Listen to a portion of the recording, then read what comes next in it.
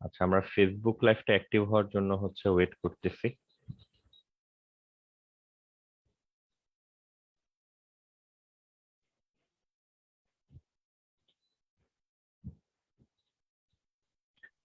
হয়ে গেছে ভাইয়া। হ্যাঁ, ঠিক আছে। আমরা এখন মনে হয় শুরু করতে পারি। আমরা গতদিন পর্যন্ত কথাবার্তা বলতেছিলাম অ্যালকিনের বিভিন্ন বিক্রিয়া নিয়ে, এবং আমরা যেটা বলতেছিলাম যেগুলো এক্সামের জন্য খুব ইম্পর্ট্যান্ট হবে, এক্সামে আসবে। অ্যান্সারের গতি প্রকৃতি বা অবস্থা দেখে তোমাদেরও বুঝতে পারা উচিত যেগুলো এক্সামের জন্য যে লাগবে। আমরা লাস্ট দিন অ্যাসিমেট্রিক অ্যালকিন বা অপ্রতিসম অ্যালকিনের মধ্যে যদি একটা অপ্রতিসম রিয়েজেন্ট বা বিকারক অ্যাড করা হয়, সেক্ষেত্রে প্রোডাক্টের মাল্টিপল অপশন তৈরি হয়, দুই রকমের যৌগ তৈরি হওয়া সম্ভব। তার মধ্যে কোনটা বেশি বেশি পাওয়া যাবে বা কোনটা হওয়া উচিত, এই পার্টটা নিয়ে ডিসকাস করতেছিলাম। এবং যেটা দেখা যাচ্ছিল যে এই ডিসিশনটা আসলে খুব সহজ না, মানে আন্দাজে আমরা 10-20 গুণে যে কোনো একটাকে ডিসাইড করলাম, ব্যাপারটা আসলে এরকম না। এটাকে ইন্টারনালি অনেক ঘটনাবলী দেখে তারপরে আসলে বুঝতে হয় যে কোনটা পরিমাণে বেশি হওয়া উচিত। আমরা ওই ঘটনার পরে ক্লাসের একেবারে শেষে ওই ঘটনারই একটা বিপরীত ঘটনার মানে ইঙ্গিত পাচ্ছিলাম, যে সিমিলার একটা অ্যাসিমেট্রিক অ্যালকিন বা একটা অপ্রতিসম অ্যালকিনের মধ্যে তুমি সিমিলার একটা অপ্রতিসম বিকারক যোগ করবা। শুধু আগের বারের সাথে ডিফারেন্স এইবার তুমি একটা পারক্সাইড কম্পাউন্ড এখানে প্রেজেন্ট রাখবা, এবং কোন পারক্সাইড সেটারও কোনো ফিক্সড রুল নাই, তুমি যে কোনো পারক্সাইড, আমাদের কাছে পরিচিত পারক্সাইড এই তিনটা আছে। একটা হাইড্রোজেন পারক্সাইড, একটা সোডিয়াম পারক্সাইড, এবং অ্যালকাইল পারক্সাইড। যে কোনো একটা পারক্সাইড যদি যোগ করা হয়, সেক্ষেত্রে এই বিক্রিয়ার মানে একটু আগে আমরা যে বিক্রিয়াটা দেখতেছিলাম মার্কোনিকোভের নিয়ম ফলো করে যে রিয়েকশনটা হয়, এখানে দেখা যায় তার প্রোডাক্টটা সুইচ করে ফেলে, মানে উল্টা যৌগটা এবার বেশি বেশি চলে আসে। তো এই ইফেক্টটাকে অনেক নামে ডাকে, লেখা আছে এখানে peroxide effect, anti Markovnikov rule, Kharasch effect, এরকম বিভিন্ন নামে ডাকে। তো আমরা এই গতদিন তার মানে অ্যান্সারটা জেনে গেছিলাম যে প্রোপিনের মধ্যে হাইড্রোজেন ব্রোমাইড যোগ করব ইন প্রেজেন্স অফ পারক্সাইড, সেক্ষেত্রে অ্যান্সারটা কি, আউটকামটা কি আসবে, সেটা আমরা এখন অলরেডি জানি সবাই। এখন আজকে আমরা যেটা জানার চেষ্টা করব, মানে কিভাবে বোঝা যায় যে এই কম্পাউন্ডটাই বেশি আসবে, বা যদি আমরা আগে দেখেই ফেলি এই যৌগটা বেশি আসে, আমরা এইটার পক্ষে একটা মানে উপায় বের করতে পারি কিনা, যে উপায় এটাকে এক্সপ্লেইন করা যাবে যে কেন এই কম্পাউন্ডটা পার্সেন্টেজের সেন্সে বেশি বেশি আসতেছে। ঠিক আছে? তো এগুলাকে আমরা বলতেছিলাম মেকানিজম বা কৌশল। এক্সামে কিন্তু 3 বা 4 মার্কের জন্য যখন কোশ্চেন আসবে, তখন এই কোশ্চেন গুলাই আসবে, যে শুধু অ্যান্সার লিখে দেখবা যে পার পাওয়া যাচ্ছে না, অ্যান্সারের সাথে সাথে অ্যান্সারের এক্সপ্লেনেশনও চাচ্ছে যে কিভাবে আসলে এই জিনিসগুলাকে ব্যাখ্যা করা যাবে। হ্যাঁ, রাহাত মনে হয় কিছু বলতে চাচ্ছিলা, রাহাত বলো।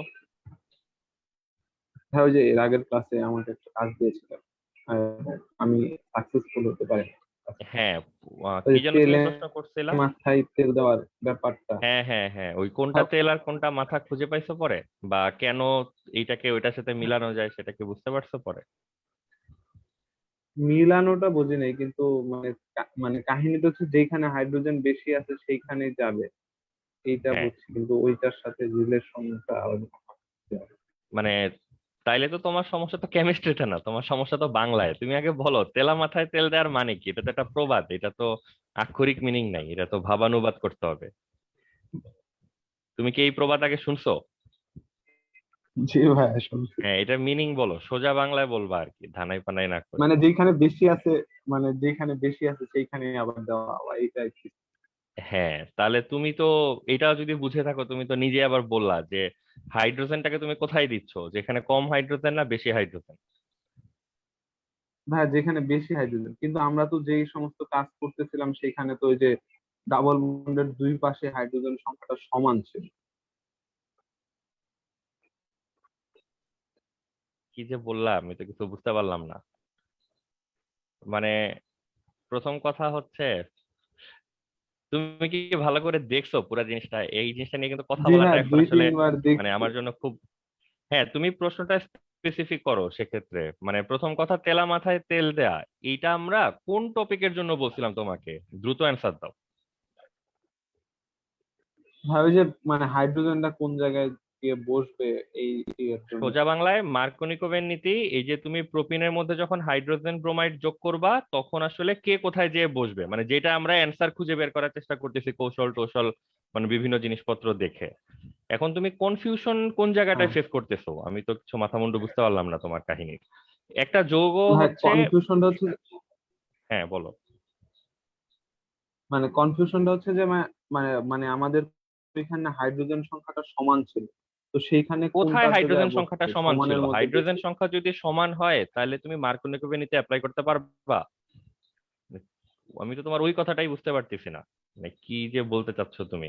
আমরা তো মার্কোনিকোভের নীতি তো পড়তেছি হচ্ছে অপ্রতিসম অ্যালকিনের জন্য, যেখানে দুই পাশে হাইড্রোজেন সংখ্যা সমান না। তুমি প্রথমেই সমান কেন বলতেছো? ও আচ্ছা, হ্যাঁ এখন মানে কি যে প্রশ্ন করো, লিখতে প্রশ্ন ভুল করছি। বুঝি না তুমি।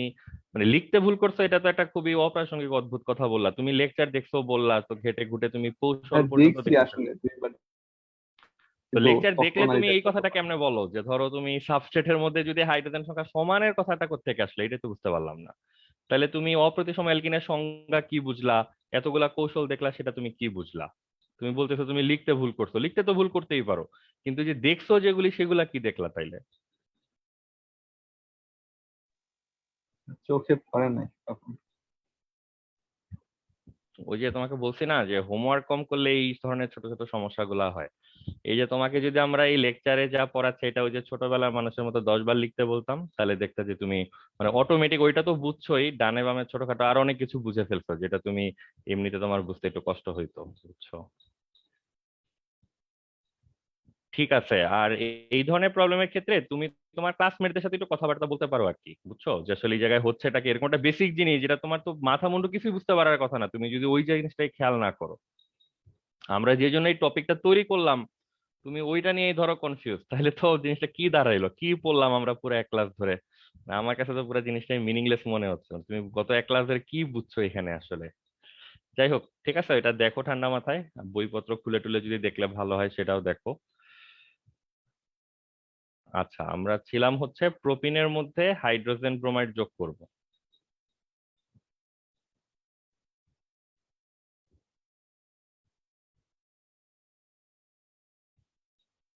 বেঁচে গেছো অনলাইনে ক্লাস, বুঝছো, মানে অফলাইনে হইলে হয়তো তোমাকে আরো কিছুক্ষণ কথাবার্তা শোনানো যাইতো।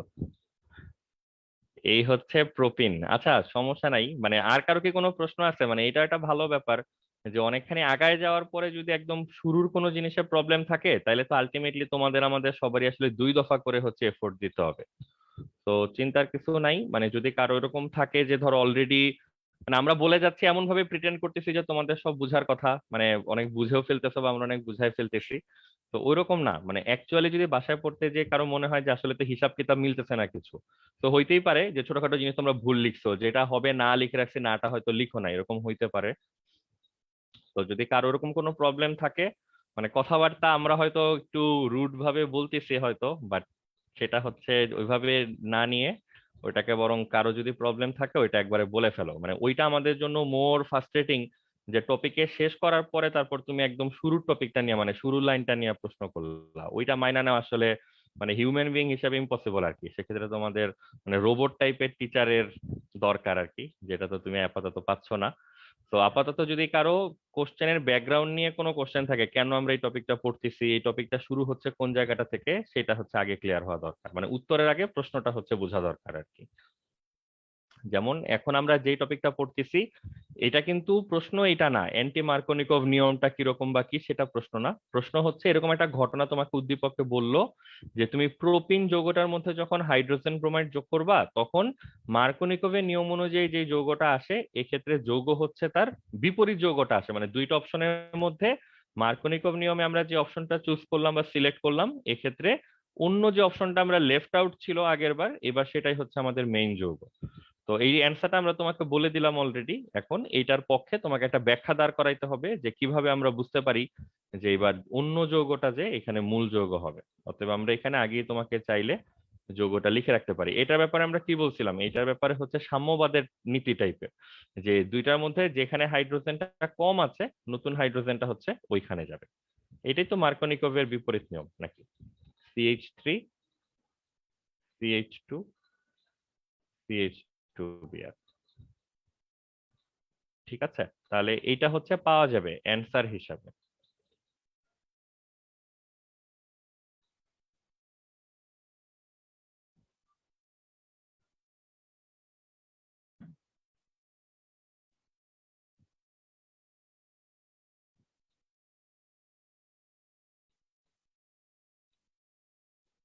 আচ্ছা, একটু আমাকে সময় দাও।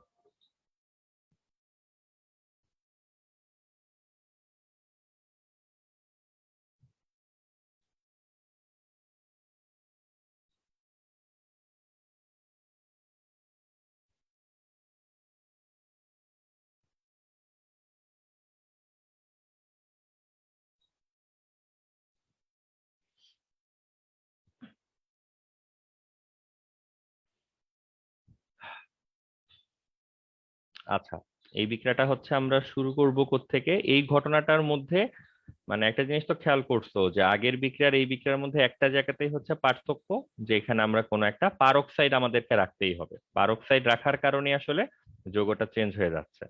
এখন পারক্সাইডের উপস্থিতি কিভাবে এই বিক্রিয়াটার গতিপথ পরিবর্তন করে দিচ্ছে বা বিক্রিয়ার সিলেক্টিভিটি মানে চয়েস করার ক্ষেত্রে বিভিন্ন সিদ্ধান্তকে কিভাবে পরিবর্তন করে দিচ্ছে, এটা আমরা বোঝার চেষ্টা করব। এখানে প্রথম যে ঘটনাটা ঘটবে, আমরা যে কোনো পারক্সাইড নিয়ে দেখাইতে পারি, বাট আমরা যেহেতু জৈব যৌগ পড়তেছি তো আমরা হাইড্রোজেন পারক্সাইড বা সোডিয়াম পারক্সাইডের বদলে অ্যালকাইল পারক্সাইডটা দিয়েই তোমাদেরকে পুরো বিক্রিয়াটা দেখাচ্ছি। বাট তোমরা যদি এখানে অন্য যে কোনো পারক্সাইড ব্যবহার করো, এটাতে ডিফারেন্ট কিছু আসবে না, একই জিনিসই আসবে। ঠিক আছে, তো এটা হচ্ছে R2O2 বা একটা অ্যালকাইল পারক্সাইড।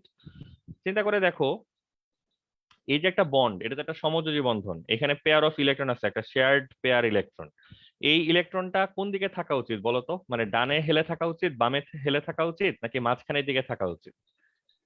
মাঝখানের দিকে। মাঝখানের দিকে থাকা উচিত। কেন মাঝখানের দিকে থাকা উচিত? কারণ আশেপাশে যে পরমাণুগুলো দেখা যাচ্ছে সবগুলোর আসলে ইলেকট্রোনেগেটিভিটি সেম সেম হওয়ার কথা। অক্সিজেন অক্সিজেন তার পাশে আসলে একই টাইপের পরমাণুই আছে। অতএব এখানে ইলেকট্রন যেটা থাকার কথা সেটা থাকার কথা হচ্ছে মাঝখানে, এবং সেটা মাঝখানেই থাকবে। এখন এই মাঝখানে থাকা, আচ্ছা আমরা এখানে পাওয়ার পয়েন্ট হ্যাং করতে বাট কথাবার্তা চালায় যেতে পারি, সেটা হচ্ছে এই মাঝখানে যদি ইলেকট্রন থাকে সেক্ষেত্রে বলতো এই সিগমা বন্ডটাকে যদি আমরা ভাঙার চেষ্টা করি, এটা কোন উপায়ে ভাঙার সম্ভাবনা হচ্ছে বেশি? মানে আমরা যদি এখানে সামান্য এনার্জি টেনার্জি দেই, মানে আইডিয়াটা কি বুঝতে পারতেছো? ধরো এখানে সামান্য তাপ দিলা তুমি, কোন ভাবে বন্ধনটা ভাঙার সম্ভাবনা বেশি, সুষম। সুষম নাকি বিষম?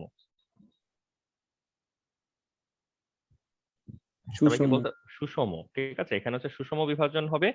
এখন সুষম বিভাজন যদি হয় তাহলে এখানে কি উৎপন্ন হওয়ার কথা? আয়ন উৎপন্ন হওয়ার কথা নাকি ফ্রি রেডিকেল উৎপন্ন হওয়ার কথা? Free radical. হ্যাঁ, তার মানে বন্ধনটা এবার ভাঙবে হচ্ছে এইভাবে, মাঝখান দিয়ে ভাঙবে। যদি ভাঙে তাহলে এখানে দুইটা ফ্রি রেডিকেল হচ্ছে উৎপন্ন হবে। এই ঘটনা তো আমরা আগে দেখছি অতীতে। এখন ফ্রি রেডিকেলের ব্যাপারে আমাদের মতামত কি? এরা কি মানে কেমন টাইপের কণা বলতো?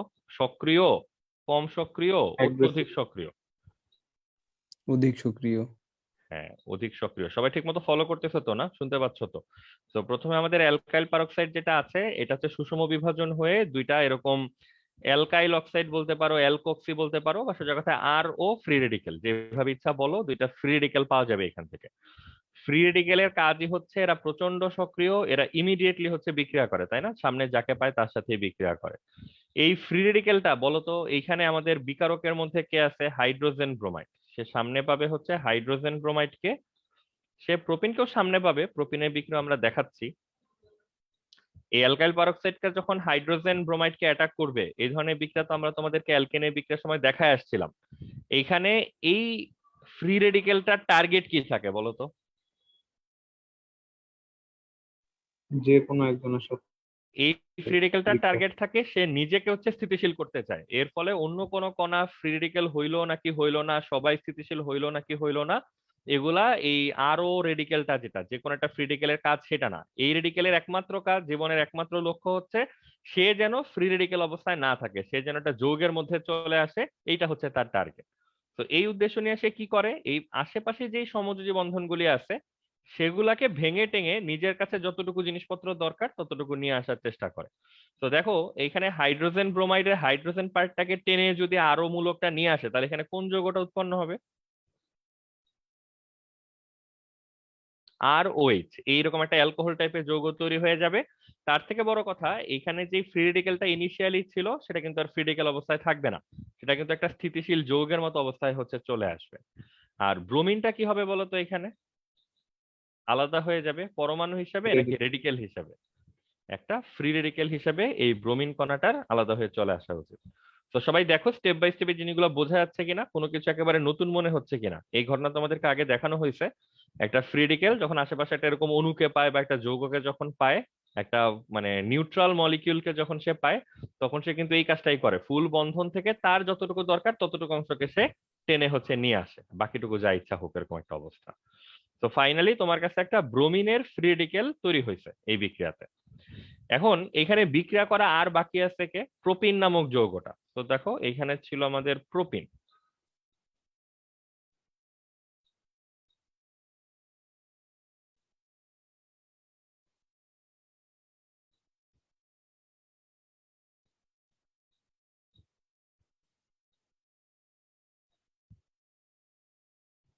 প্রোপিনের মধ্যে আমাদের ব্রোমিন নামক যে ফ্রি রেডিকেলটা শেষ পর্যন্ত তৈরি হলো, সেটা এই প্রোপিনকে অ্যাটাক করার জন্য চলে আসলো। এখন আমরা আগের মতো একটা জিনিস একটু বোঝার চেষ্টা করব যে এই ঘটনাটা, এই যে ব্রোমিন রেডিকেলটা প্রোপিনকে অ্যাটাক করবে, এটাকে একটা সিম্পল অ্যাটাক নাকি এখানে অনেক কনফিউজিং অ্যাটাক, এখানে কি অনেক রকমের অপশন আছে কিনা, এটা হচ্ছে আমরা একটু দেখার চেষ্টা করব।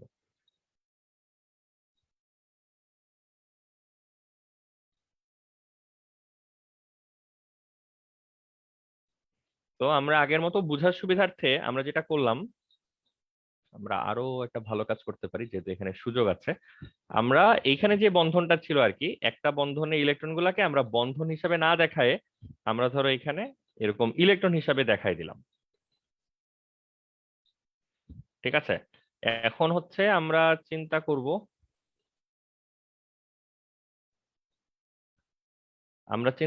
যে এখানে যদি ব্রোমিন এই ফ্রি রেডিকেলটা এসে অ্যাটাক করে, তাহলে আবার আমরা বিক্রিয়ার নিয়ম কি জানি, প্রোপিন নিয়ে ব্রোমিন মানে চিন্তিত না, ব্রোমিন চিন্তিত নিজেরে নিয়ে, যে নিজের এই ডটটাকে সে কিভাবে হচ্ছে সরাবে, সে কিভাবে একটা কমপ্লিট বন্ধন বা অণু তৈরি করবে। তো অন্য কারো উপরে ফিডিক্যাল হয়ে যাচ্ছে কিনা, অন্য কেউ এরকম বন্ধনবিহীন হয়ে যাচ্ছে কিনা, এইটা ব্রোমিনের ব্যাপার না, ব্রোমিনের ব্যাপার একটাই, ব্রোমিন কিভাবে নিজের এই ডটটুকুকে দূরে সরাবে। তো এইখানে দেখবা সিমিলার দুইটা অপশন তৈরি হচ্ছে, যে এই ডট কি করবে বলতো, আরেকটা ডট যদি পায়, এরকম ইলেকট্রন যদি পায়, তাহলে কিন্তু সে বন্ধন করে ফেলবে। তো দেখো তো সবাই বুঝতে পারো কিনা ব্যাপারটা, এই যে ব্রোমিন, আমি যদি বলি ব্ল্যাক কালারের যে ইলেকট্রনটা, এইটা এখানে এসে দেখবে তার কাছে দুইটা অপশন, সে আইদার রেড কালারের বন্ড মানে ইলেকট্রনটার সাথে বন্ড করতে পারে, অথবা সে কি করতে পারে বলতো, ব্লু কালারের যে ইলেকট্রনটা তার সাথে হচ্ছে সে বন্ড করতে পারে। আইদার ওয়ে ব্রোমিনের টার্গেট ফিল আপ হচ্ছে, ব্রোমিনের অন্য একটা ডট বা অন্য একটা ইলেকট্রন হলেই কিন্তু ব্রোমিনের কাজ শেষ। তো এখানে আসার পর ব্রোমিন একটা কনফিউশনে ভুগবে, সে কি রেড ডটটার সাথে কানেক্ট হবে হয়ে একটা বন্ধন করবে, নাকি সে ব্লু ডটের সাথে কানেক্ট হবে হয়ে একটা বন্ধন করবে। তো সেই কনফিউশনে থাকে বলে আমাদের মনে হচ্ছে, বাট আসলে এটা ওর কাছে কনফিউজিং ডিসিশন কিনা এটা একটু চিন্তা করলেই বোঝা যাবে। তো দুইটা অপশন যেহেতু আছে, একটার নাম আমরা দিলাম অপশন ওয়ান, একটার নাম আমরা দিলাম অপশন টু। সে অপশন ওয়ান মানে হচ্ছে রেড ডটের সাথে বন্ড হওয়া, আর অপশন টু মানে হচ্ছে ব্লু ডটের সাথে বন্ড হওয়া। ঠিক আছে,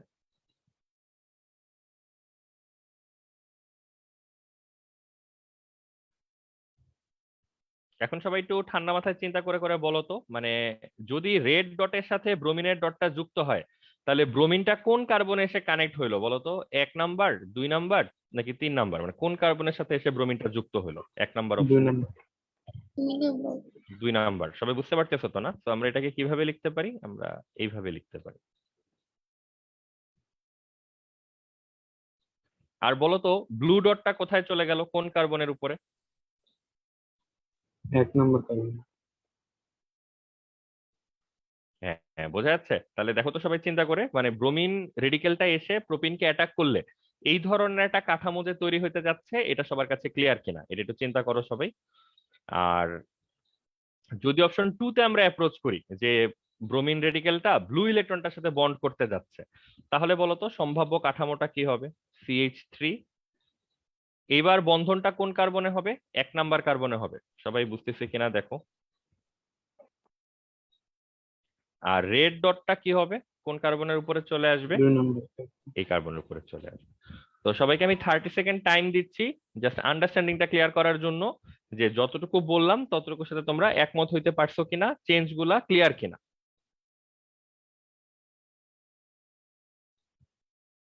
ঠিক আছে, সবাই একটু যার যার মতো করে চিন্তা করে দেখো, এই যে নিচের যে দুইটা কাঠামো আমরা লিখে রাখছি, এগুলা তুমি নিজে নিজে লিখতে পারবা কিনা বুঝে বুঝে। এই যে ধরো এইখান থেকে এসে এইখানে যেগুলো লিখে রাখছি, যে ব্রোমিন রেডিকেল প্রোপিনকে অ্যাটাক করলে কি কি জিনিসপত্র তৈরি হবে এখানে।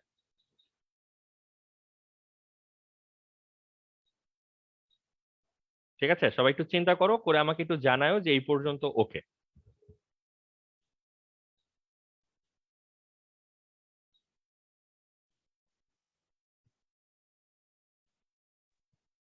ভাইয়া ব্রোমিনটা কোথায় বসবে, এটা কিভাবে বুঝবা, একবার একটু বলা যাবে?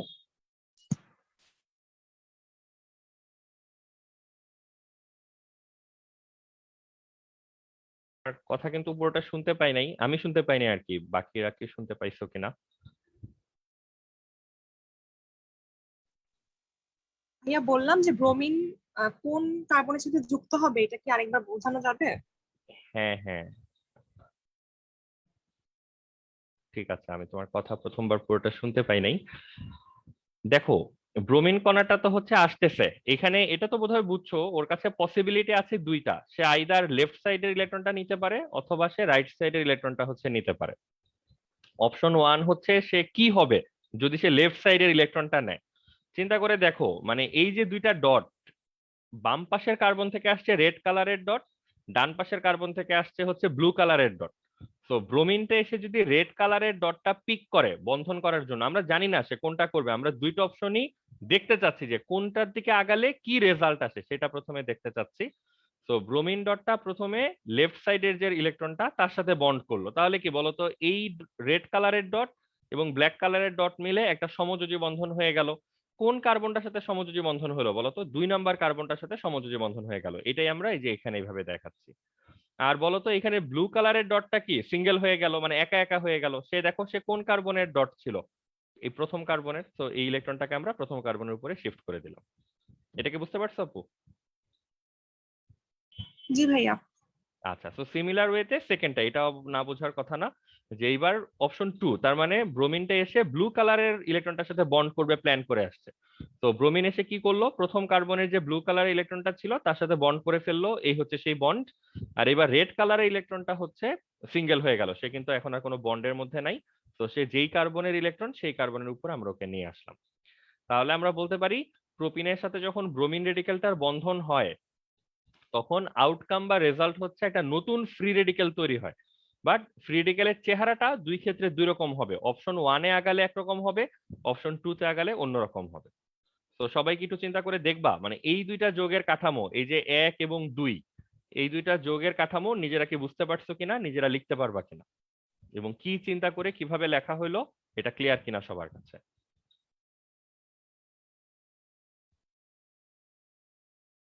আল্লাহ রাফাত পিয়াস, বুঝতে পারছো? জি ভাইয়া, শিওর তো না? একদম ভাইয়া 200%। ঠিক আছে, জুবাইর বুঝতে পারতেছো? জি ভাইয়া। ঠিক আছে, তুমি কি লাস্ট ক্লাস পর্যন্ত আপডেটেড আছো তো না? জি ভাইয়া, গতকালকে নেট ছিল না লাস্ট ক্লাসে, এই জন্য পরে দেখে নিচ্ছি। আচ্ছা, ঠিক আছে, বিনীত অবশ্য লিখে ফিডব্যাক দিছো, ওকে। বক্তিয়ার ওকে?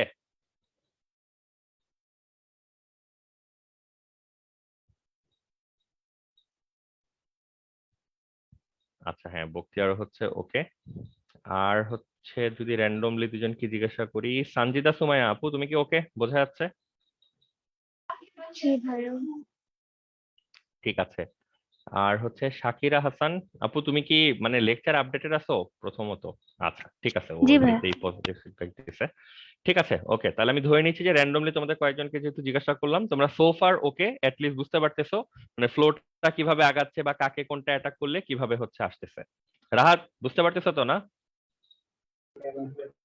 জি ভাইয়া। ঠিক আছে, এখন কথা হচ্ছে বিক্রিয়া তো নিশ্চয়ই শেষ হয়ে যায় নাই, কারণ বিক্রিয়ার রেজাল্ট মানে একদম ফাইনালি রেজাল্ট তো আর ফ্রি রেডিক্যাল অবস্থায় আসতে পারে না, এরকম আনস্টেবল জিনিস তো আর বিক্রিয়ার পরে হবে না, তো বিক্রিয়া এখনো বাকি আছে, আরেকটু স্টেপ আমাদেরকে আগাইতে হবে। দেন কি হয় বলতো?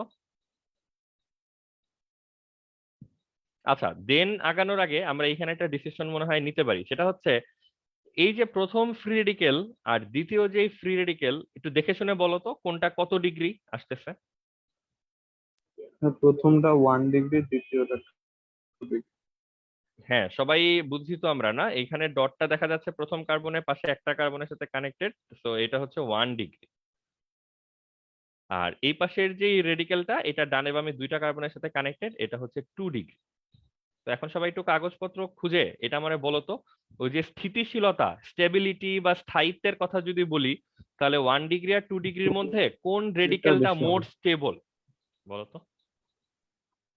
2 ডিগ্রি সবাই কিন্তু বেশি। কাগজপত্র দেখে বলো, মুখস্থ বলা দরকার নেই। 2 ডিগ্রি।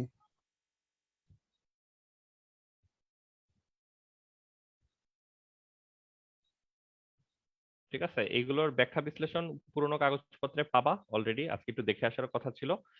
তার থেকে বড় কথা, ফ্রি রেডিকেল এবং কার্বোক্যাটায়নের সিকোয়েন্স হচ্ছে সেম, এটা হচ্ছে 3 to 1। তার মানে 2 আর 1-এর মধ্যে, ওই যে এখন তো তোমাদের কাছে এই জিনিসটা একটু পরিচিত টপিক, আমরা যদি বলি জারের মধ্যে দুইটাই তৈরি হওয়ার সম্ভাবনা আছে, ব্রোমিন যখন অ্যাটাক করতে আসবে ইট উইল বি কনফিউজড এবং এটা দুইটার মধ্যেই হয়তো যুক্ত হওয়ার চেষ্টা করবে, বাট আলটিমেটলি তো সে কোন দিকে বেশি বেশি ঝুঁকবে, যেদিকে তার কমফোর্ট বেশি। তো মোর কমফোর্টেবল আয়ন হচ্ছে এখানে কোনটা, 1 ডিগ্রি নাকি 2 ডিগ্রি? এই অ্যান্সার আবার আমরা সবাই জানি, এটা হচ্ছে 2 degree greater than 1 degree, so 2 degree is more stable then 1 degree. তাহলে এখানে কোন রেডিকেলটা বেশি বেশি পাওয়া যাবে বলো তো? 2 ডিগ্রি। হ্যাঁ, মানে এখন জিনিসটাকে এইভাবে চিন্তা করো, ধরো আমরা এগুলা কিছুই জানি না, কিন্তু আমরা যদি জারের মধ্যে টেস্ট করে দেখি যে 2 ডিগ্রি রেডিকেলটা হচ্ছে বেশি, 1 ডিগ্রি কম, মানে আমরা নিশ্চয়ই অবাক তো হব না, তাই না? আমরা তো এটা এক্সপ্লেন করতে পারবো যে কেন 2 ডিগ্রির দিকে এই বিক্রিয়াটার ঝোঁক হচ্ছে বেশি, বুঝছো? তো এইটাই হচ্ছে মূল ঘটনা। আলটিমেটলি জারের মধ্যে আমরা এই 1 ডিগ্রি রেডিকেলের দ্বারা গঠিত যৌগ, এই 1 ডিগ্রি রেডিকেলটা ফাইনালি যে কম্পাউন্ডটা ফর্ম করে এটা পরিমাণে অনেক কম পাই, আর 2 ডিগ্রি রেডিকেলটা যেই যৌগটা তৈরি করে এটা আমরা পরিমাণে হচ্ছে বেশি পাই। ঠিক আছে, তো আমরা নেক্সট যে লাস্ট রিঅ্যাকশনটা, এটা আমরা 1 ডিগ্রির জন্য কষ্ট করে দেখাচ্ছি না, আমরা জাস্ট 2 ডিগ্রির জন্যই দেখাচ্ছি। এখানে বেসিক্যালি যেটা হবে, এই জিনিসটা আবার হাইড্রোজেন ব্রোমাইডের সাথে বিক্রিয়া করতে আসবে, মানে বিকারক যেটা ছিল তার সাথে আক্রান্ত হবে।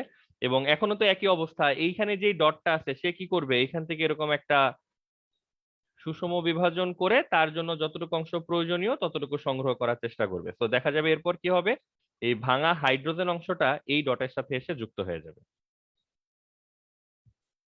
হয়ে এই যে এরকম একটা বন্ধন করে যৌগটা কমপ্লিট করবে।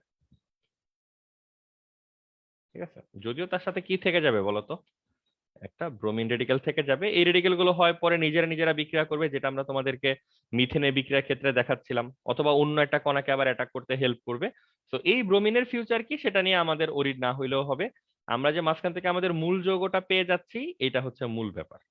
আর যদি 1 ডিগ্রিটা হাইড্রোজেন ব্রোমাইডের সাথে অ্যাপ্রোচ করতো, আবার তুমি দেখাইতে চাইলে দুইটাই দেখাইতে পারো, সমস্যার কিছু নাই।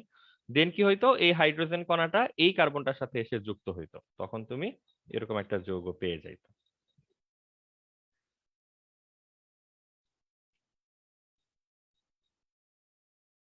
ঠিক আছে, তো যৌগ আমরা দুইটাই পাবো আগের বারের মতো, এবার আমরা একইভাবে অ্যান্সার বলবো যে আমরা যদি প্রোপিনের মধ্যে হাইড্রোজেন ব্রোমাইড যোগ করি in presence of hydrogen peroxide বা এনি পারঅক্সাইড, তাহলে ফাইনালি আসলে দুইটা আউটকামে আসা পসিবল, পসিবিলিটির কথা যখনই আসবে দুইটাই তৈরি হবে। বাট আমরা যদি পার্সেন্টেজ চেক করি তখন দেখবো এটা খুবই হাই পার্সেন্টেজে আছে, এইটা হচ্ছে কম। তো আইদার আমরা শুধু উপরে যৌগটা লিখতে পারি, অথবা আমরা দুইটা যৌগ লিখে উল্লেখ করতে পারি প্রথম যৌগটা পার্সেন্টেজে বেশি, দ্বিতীয় যৌগটা পার্সেন্টেজে কম।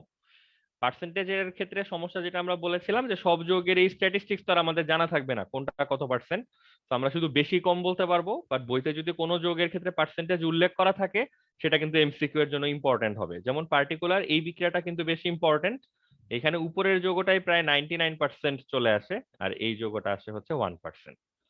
তো পার্সেন্টেজ এরকম কেন, এটা একটা ইনভ্যালিড কোশ্চেন, এই কোশ্চেনের আসলে মানে কোনো বেসিস নাই, কোনো অ্যান্সারও নাই, আমরা শুধু ওই পর্যন্ত অ্যান্সার করতে পারবো কোনটা পার্সেন্টেজে বেশি কোনটা পার্সেন্টেজে কম, এই হচ্ছে মূল ব্যাপার। তো সবাই একটু ঠান্ডা মাথায় দেখো, চিন্তা করে এখন পর্যন্ত আমরা যে জিনিসটা দেখলাম, এই জিনিসটা দেখে দুইটা গুরুত্বপূর্ণ প্রশ্নের উত্তর দেওয়া যায়। একটা হচ্ছে প্রোপিনের সাথে হাইড্রোজেন ব্রোমাইডের বিক্রিয়ায় কি উৎপন্ন হবে সেই উত্তরটা দেওয়া যায়, এবং দ্বিতীয় হচ্ছে এই যৌগটা যে উৎপন্ন হবে এটার পথটা কি, কোন পথে সে ভ্রমণ করে এই পর্যন্ত আসছে, এই উত্তরটা হচ্ছে সেখানে দেওয়া যায়। তো সবাই একটু ঠান্ডা মাথায় দেখো, চিন্তা করে।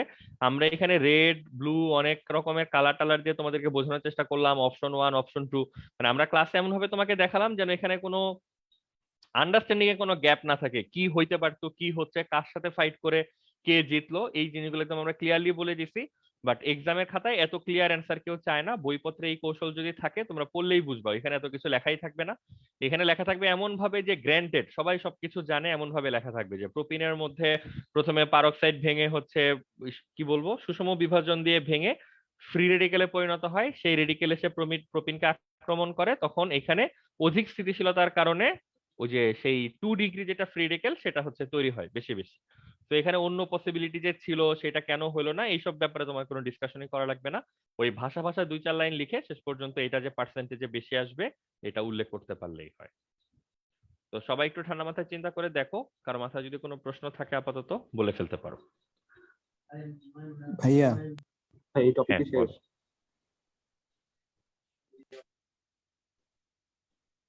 আরাফাত, হ্যাঁ ভাইয়া, হ্যাঁ পিয়াস বলো।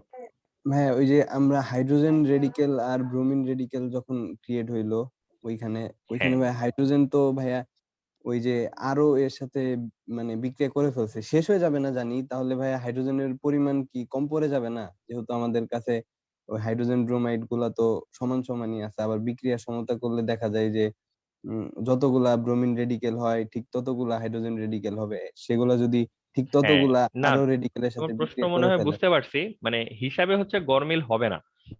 তার কারণ হচ্ছে এই বিক্রিয়া মাঝখানে মাঝখানে যে যৌগগুলা তৈরি হয়, প্রথম কথা মানে ওই যৌগগুলা তো তোমার উপজাত বা বাই প্রোডাক্ট হিসেবে তো তোমার কাছেই থাকতেছে, এক। আর দুই হচ্ছে ওই যে এখানে তো নানান রকমের যৌগ তৈরি হবে, মানে শুধু যদি একটা যৌগ তৈরি হইতো তাইলেই না তুমি নর্মাল সমীকরণের মতো করে চিন্তা করতে যে 2টা কণা থেকে 2টা কণা আসলো কিনা, 4টা কণা থেকে 4টা কণা আসলো কিনা।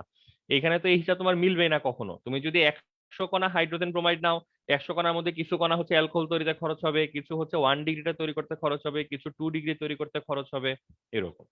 বুঝতে পারছো?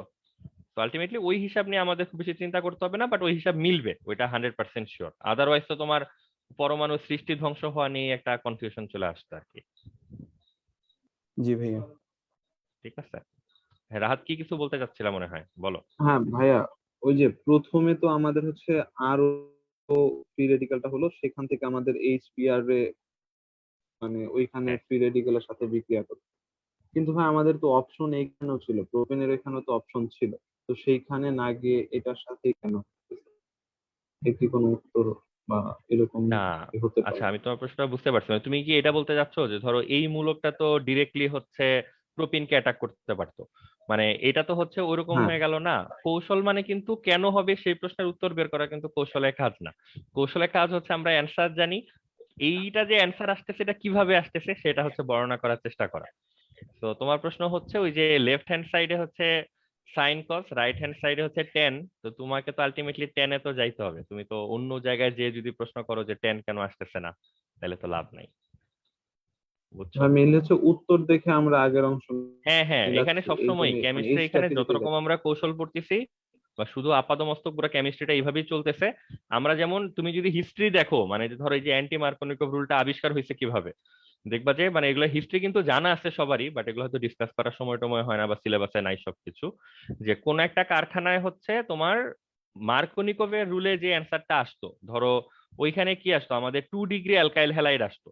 এই 2 ডিগ্রি অ্যালকাইল হ্যালাইড তৈরি করা একটা কারখানার কাজ হচ্ছে 2 ডিগ্রি অ্যালকাইল হ্যালাইড তৈরি করা।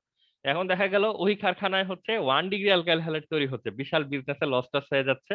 তখন হচ্ছে যে তদন্ত কমিটির কাছে এটা পাঠানো হয়েছিল যে আমার কারখানা আমি বানাইছি হচ্ছে 2 ডিগ্রি অ্যালকাইল হ্যালাইড বানানোর জন্য, যেসব যৌগ বা র ম্যাটেরিয়াল কাঁচামাল নেওয়ার কথা সবই হচ্ছে আমরা নিচ্ছি, বাট আমাদের 2 ডিগ্রি আসতেছে না, আমাদের সামহাও 1 ডিগ্রি চলে আসতেছে, এখানে সমস্যাটা কি হচ্ছে। তো পরে ওইখানে ধরো তদন্ত কমিটি আসছে, অনেক কিছু দেখছে, কোথায় বিক্রিয়া হচ্ছে, মেশিন টেশিন গুলা চেক টেক করছে, সবকিছু দেখে টেখে মাথা মুন্ডু খুঁজে পাওয়া যাচ্ছে না। পরে ওই যে তদন্ত করতে যে আর কি, মানে সেই রহস্য উদ্ঘাটন করতে যে দেখা গেল যে এই কারখানারই আরেক রুমে, মানে এক রুমে বা এক পার্টে, ইস্ট পার্টে যদি তোমার এই অ্যালকাইল হ্যালাইড প্রস্তুতির মেশিনারিজ এবং জিনিসপত্র থাকে, ওয়েস্ট সাইডে বা অন্য সাইডে হচ্ছে তোমার অন্য অন্য কেমিক্যাল তৈরি করার চেম্বার আর কি, বা অন্য কেমিক্যাল তৈরি করার রুম টুম। ওইসব কেমিক্যালে হচ্ছে হাইড্রোজেন পারঅক্সাইড তৈরি হয়, হাইড্রোজেন পারঅক্সাইড কারো কাজে লাগে না দেখে ওগুলা ধরো ওরা পাইপ টাইপ দিয়ে বাইরে বের করে দেয়। ওই হাইড্রোজেন পারঅক্সাইডের উপস্থিতিতে এখানে আবার ধরো যৌগ হচ্ছে চেঞ্জ হয়ে যাচ্ছে। তো তার মানে দেখো তুমি কিন্তু পুরো ঘটনা যখন জানো, তুমি কিন্তু কোনো ব্যাখ্যা বিশ্লেষণ জানো না কিভাবে হচ্ছে, তুমি শুধু দেখতেছো হাইড্রোজেন পারঅক্সাইড এদিকে আসতেছে, তার ফলে উৎপাদন চেঞ্জ হয়ে গেছে। এখন ধরো যারা রিসার্চার ছিল তাদের কাজ হচ্ছে এটার একটা উপযুক্ত ব্যাখ্যা খুঁজে বের করা, যে আসলে অ্যালকাইল পারঅক্সাইড বা কোনো একটা পারঅক্সাইড থাকলে আসলে সমস্যাটা কি হয়, কিভাবে কিভাবে এই প্রসেসটা চেঞ্জ হয়ে যায় এবং কিভাবে তোমার 1 ডিগ্রির জায়গায় 2 ডিগ্রি যৌগ বা 2 ডিগ্রির জায়গায় 1 ডিগ্রি যৌগ আসা শুরু করে। বুঝছো, এটা জাস্ট হচ্ছে তোমাদেরকে একটা আইডিয়া দেওয়ার জন্য বললাম যে কেমিস্ট্রি কাজ ওইটা না, কারণ কেমিস্ট্রি তো ওইভাবে করলে ফলোই করবে না তোমার কোনো কিছু। ফিজিক্সে যেমন আমরা একটা জিনিস ট্রাই করি যে এখন যা আছে আমরা 10 মিনিট পরে কি হবে, 15 মিনিট পরে কি হবে, সে কোন কত অ্যাঙ্গেলে যাবে, কোন দিকে যাবে, এগুলো যেমন কিছুটা ক্যালকুলেট করে বলে দিতে পারি। কেমিস্ট্রি তো ওই উপায়ে কাজ করে না। তো কেমিস্ট্রির জন্য মোস্ট অফ দা পার্ট হচ্ছে আগে আমাদের এক্সপেরিমেন্ট করে জিনিসটা দেখতে হয়, জানতে হয়। আমরা দেখি জানি এরকম যখন থাকে, তারপরে আমরা জাস্ট এটাকে ডিফেন্ড করার চেষ্টা করি। এটা কিন্তু ফার্স্ট পার্টে যখন আমরা কোন একটা অণুর আকৃতি, কোন একটা অ্যাঙ্গেল যখন জানতাম, অ্যামোনিয়ার বন্ধন কোন 107 ডিগ্রি কেন, যেটা কিন্তু এরকম না যে অ্যামোনিয়া আবিষ্কারের আগে আমরা 107 ডিগ্রি যে হবে বের করে রেখে দিচ্ছিলাম, ওরকম না। অ্যামোনিয়া আবিষ্কারের পর যখন দেখছি 107 ডিগ্রি, এটা 107 কেন হচ্ছে, 109 কেন হচ্ছে না, সেটা ধর আমরা বোঝার চেষ্টা করতেছিলাম। এখানে হচ্ছে সেম, আগেই কিন্তু বলছি তোমাদেরকে যে এখানে কোন যৌগটা উৎপন্ন হবে সেটা কিন্তু আমরা অলরেডি জানতাম। এখন শুধু আমাদের একটা ব্যাখ্যা দরকার যে কিভাবে ওই যৌগটা হচ্ছে আসবে। ঠিক আছে, তো সবার কাছে ক্লিয়ার? অতএব আমরা জেনে বুঝে কখনোই তো রিয়েকশনটাকে এমন দিকে নেওয়ার চেষ্টা করবো না যেখান থেকে আমি জানি যে এটা তার রেজাল্ট না। তো ওইদিকে জোর করে নিয়ে যাওয়া হচ্ছে, মানে ধরো তুমি এটা মানে একটা স্টুপিড টাইপের কাজ করতেছো, তুমি নিজেই জানো তোমার অ্যান্সার শেষ পর্যন্ত মিলবে না আর কি। ঠিক আছে, তাহলে এটা এই পথেই হচ্ছে আগাইতে হবে। আর এই এটা একটু বুঝে রাখা উচিত, কৌশলের কাজ কেন প্রশ্নটার উত্তর দেওয়া না, কৌশলের কাজ হচ্ছে কিভাবে প্রশ্নটার উত্তর দেওয়া। ঠিক আছে, তাহলে ধরো তোমাদের জন্য হয়তো বুঝতে আর একটু ইজি হবে জিনিসটা।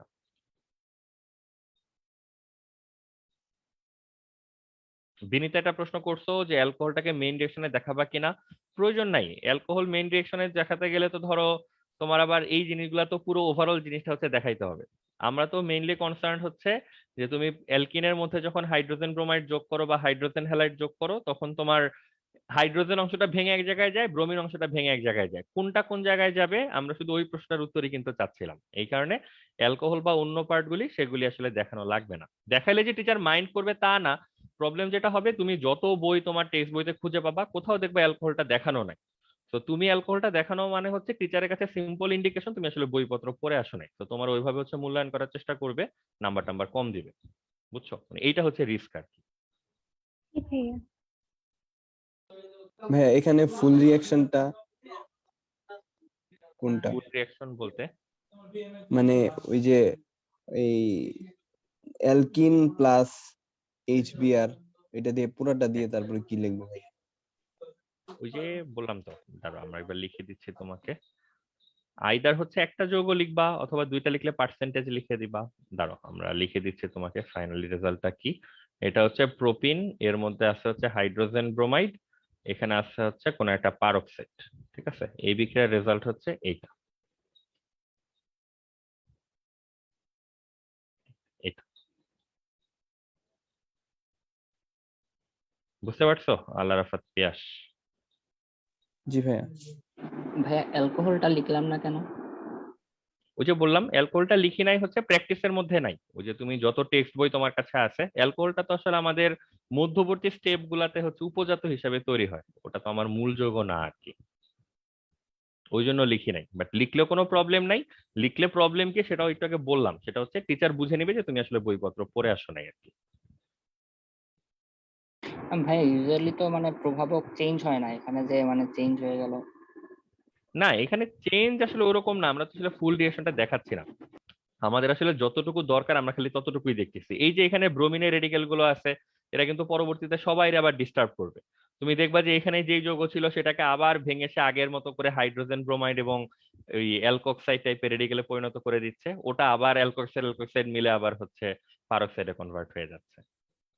তো আমরা আসলে মানে যেই জায়গাটা আমাদের প্রয়োজন নাই ওই পার্টটা আমরা আসলে ওইদিকে দেখাচ্ছি না, যতটুকু আমাদের দরকার ওই কণাটা পর্যন্ত আমরা দেখতেছি আর কি। ওই জন্য পার্শিয়ালি মনে হচ্ছে যে হয়তো এখানে প্রভাবক চেঞ্জ হয়ে যাচ্ছে, বাট এটা তো অবভিয়াসলি হবে না, বুঝতেই পারতেছো প্রভাবক তার আগের জায়গায় আবার ফেরত যাবে।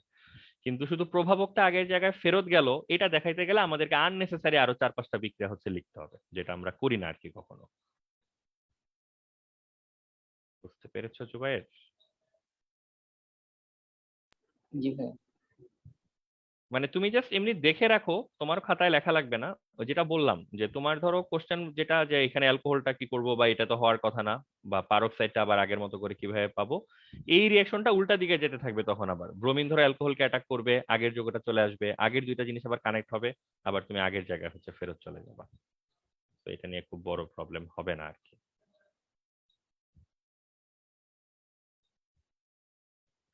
আর বিনীত একটা প্রশ্ন করছো যে এখানে আমরা অ্যালকিনের আইডিয়াল ফরম্যাট লিখলাম না কেন।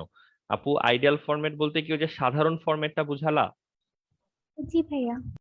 হ্যাঁ, ও সাধারণ ফরম্যাট আমরা হচ্ছে লিখি নাই, তার কারণ হচ্ছে আমরা মার্কনিকোভের সময় আসলে সাধারণ ফরম্যাটটা লিখি নাই। আমরা ওই দুইটা পার্থক্য দেখানোর জন্য দুইটাকে একই যৌগ নিছি।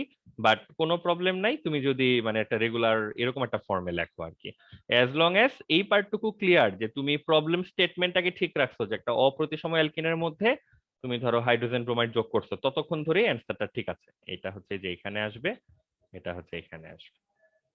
ঠিক আছে, তার মানে আমরা এখানে সাধারণ সংকেত ওইটা ইউজ করতে পারি, কোনো ধরনের কোনো প্রবলেম নাই। জি ভাইয়া। ঠিক আছে, দেখো আপাতত আর কারো কোনো প্রশ্ন মাথায় আসে কিনা।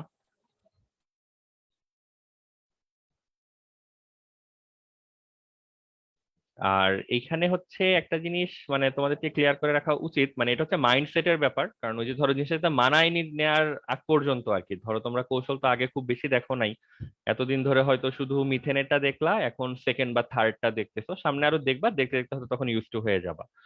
এখানে মূল জিনিস এগুলা কিন্তু ক্রিয়েটিভ টাইপ জিনিস না, মানে এই ব্যাপারটা কিন্তু মাথায় রাখতে হবে। বিক্রিয়ার কৌশল কোনো সৃজনশীল ব্যাপার না, মানে আমার মনে হলো এরকম এরকম করে করে দেই, এরকম জিনিস কিন্তু না। একটা বিক্রিয়ার মেকানিজম হচ্ছে একদম আইইউপিএসসি অ্যাপ্রুভড, একটা প্রতিষ্ঠিত জিনিস। এইটা ঠিক, একটা বিক্রিয়ার মানে এটা কিন্তু একটা রাস্তা, মানে একটা জার্নি চিন্তা করতেছি, কোন কোন স্টেপ কোন কোন পথে এসে শেষ পর্যন্ত এই যৌগটা হচ্ছে তৈরি হয়। এগুলো নিয়ে আইইউপিএসসি এর অনেক রকমের বক্তব্য আছে, যে যদি অন্য কোনো রিসার্চার দেখাইতে পারে যে অন্যভাবে এই বিক্রিয়াটা হইতে পারে, ওইটা একটা অন্য মেকানিজম, মানে সেকেন্ড মেকানিজম হিসাবে অ্যাপ্রুভ হয়। এরকম আছে যে একটা বিক্রিয়া মাল্টিপল মেকানিজম প্রপোজড আছে বিভিন্ন সায়েন্টিস্টের প্রুফ টুফ সহ। তো আমরা সবগুলাই ফলো করি, আমরা ধরে নিই যে যে কোনো ভাবে এই বিক্রিয়াটা হইতে পারে, যখন বিক্রিয়া যেই পথে যাইতে ইচ্ছা করে সে ওই পথে যে এইভাবে হচ্ছে রেজাল্টটা তৈরি করে। তো তোমাদের জন্য মেসেজ হচ্ছে কৌশল কোনো ক্রিয়েটিভ জিনিস না, অতএব এগুলো কখনো নিজের মতো করে করা যাবে না, এবং ওই প্রশ্ন করা যাবে না, এটা তো আমার কাছে সেন্স মেক করতেছে না। তো আমাদের সেন্স মেক করার ব্যাপারটা আসে আসলে আমাদের এই নলেজ বেস থেকে। আমরা যেহেতু খুব ছোটখাটো মানুষ, আমাদের কিন্তু ওই জ্ঞানটা নাই, আমরা অল্প অল্প দেখি, দেখে অল্প জ্ঞানের বেসিসে সবকিছুকে মনে করি যে আমার এই নলেজের মধ্যে সবকিছুকে পড়তে হবে। তো জিনিসটা আসলে ওরকম না আর কি। আর একটা বিক্রিয়ার মেকানিজম বা এগুলা নিয়ে এখনো ধরো মাস্টার্স পিএইচডি লেভেলেও রিসার্চ টিসার্চ হয় আর কি। তো এটা সবাই একটু মাথায় রাখবো, এগুলা নিজে নিজে লেখার জিনিস না, নিজে নিজে লিখলে টিচার বিরক্ত হয়ে জিরো দিবে আর কি, মানে নর্মাল জিরো দিবে না, বিরক্ত হয়ে জিরো দিবে। তো টিচারে যদি বিরক্ত করতে না চাও, এগুলি বাসায় একটু প্র্যাকটিস করতে হবে। এইচএসসি তে অ্যাটলিস্ট তোমরা যে মেকানিজম গুলি পাবা এগুলো more or less sense make করবে, বাট উপরে ক্লাসে আসলে জিনিসপত্র আরো ভাইটাল, ওগুলো কোনো সেন্স মেকই করে না, জাস্ট ধরো মুখস্থের মতো হচ্ছে করে রাখতে হয় আর কি। তো এগুলো কিন্তু সবাই বাসায়, ওই জন্য বারবার এই কথাটা বলা, এগুলো বাসায় ওইভাবে গেলে হবে না যে এক্সাম হলে আসলো লিখে দিলাম, আমি যা লিখে দিলাম সেটাই হচ্ছে কৌশল, এরকম না। প্রত্যেকটা কৌশল হচ্ছে যেগুলো দেখানো হবে ক্লাসে, ইম্পর্টেন্ট দেখে দেখানো হবে, এগুলা বাসায় একটু প্র্যাকটিস করে করে শিখে ফেলতে হবে, কোন স্টেপের পর কোন স্টেপ আসে, কোনটা কোনটাকে অ্যাটাক করে কোনটা কোনটাকে অ্যাটাক করে না। তোমরা পড়ে না গেলেই ওই জিনিসগুলা তৈরি হবে, যে এখানে ভেঙে এই অ্যালকোক্সাইড হবে নাকি আসলে শুধু আলাদা আলাদা হবে, এখানে কি আর ওর সাথে এইচ যাবে না ব্রোমিন যাবে, প্রত্যেকটা জায়গায় জায়গায় দেখবা সবই মনে হবে পসিবল অপশন। তো আসলে কোনটা হইতো এটা একমাত্র যে পড়ে টরে যাবা দেখবা যে সেই বুঝতেছে আসলে কোনটা কোনটা লিখতে হবে। ঠিক আছে, তো এগুলা বাসা অলরেডি সবাই প্র্যাকটিস প্র্যাকটিস করা শুরু করো আর কি। দেন এখানে আর কোনো প্রশ্ন প্রশ্ন কি আছে কারো? তার মানে যখন আমরা এখন থেকে এক্সামের জন্য রিয়াকশন লিখবো, দুইটা জিনিসই মাথায় রাখবো। নর্মাল হাইড্রোজেন ব্রোমাইড যুক্ত হলে তেলা মাথায় তেল দেয়া, বেশি হাইড্রোজেন যেখানে আছে নতুন হাইড্রোজেন ওখানে যাবে। আর যদি কোনো পারঅক্সাইড প্রেজেন্ট থাকে তাহলে হচ্ছে সাম্য, সব জায়গায় সমান সমান, যেখানে কম সেখানে বেশি যাবে, এইভাবে হচ্ছে যাবে। তো নতুন হাইড্রোজেন যেখানে হাইড্রোজেন কম আছে অলরেডি সেখানে হচ্ছে গমন করবে। ঠিক আছে, এক্সামের জন্য ইম্পর্টেন্ট, সব ইম্পর্টেন্ট, নানান ভাবে পরীক্ষায় আসবে। ছোট প্রশ্ন এমসিকিউ থেকে শুরু করে 3-4 মার্কের প্রশ্ন পর্যন্ত। অ্যান্টি মার্কোনিকম নীতির কৌশল বেশিরভাগ বইতেই দেওয়া আছে, বাট বেশিরভাগ পোলাপানি পড়ে না, হয়তো দেখে কমপ্লেক্স লাগে বা হয়তো বোঝার চেষ্টা করে না। তো আমরা কিন্তু ট্রাই করছি তোমাদেরকে একেবারে ক্লিয়ারলি বোঝানোর, বাসায় একটু প্র্যাকটিস করে কোনো কোশ্চেন থাকলে নেক্সট দিন গেট ব্যাক করবা ভ্যালিড কোশ্চেন সহ, এবং আমরা যেন প্রমাণ পাই যে তুমি এনাফ পরিমাণ বাসায় ট্রাই করছো। ঠিক আছে,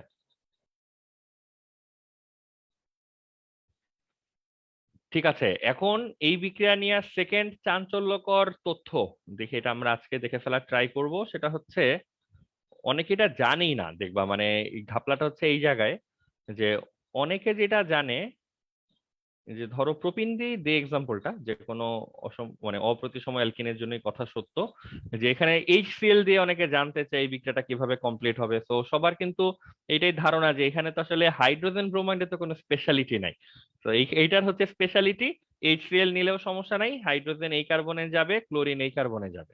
কিন্তু এখানে খুবই অদ্ভুত একটা ব্যাপার হচ্ছে, এই অ্যান্টি মার্কোনিকভ নিয়মটা অনলি হাইড্রোজেন ব্রোমাইডের জন্য অ্যাপ্লিকেবল।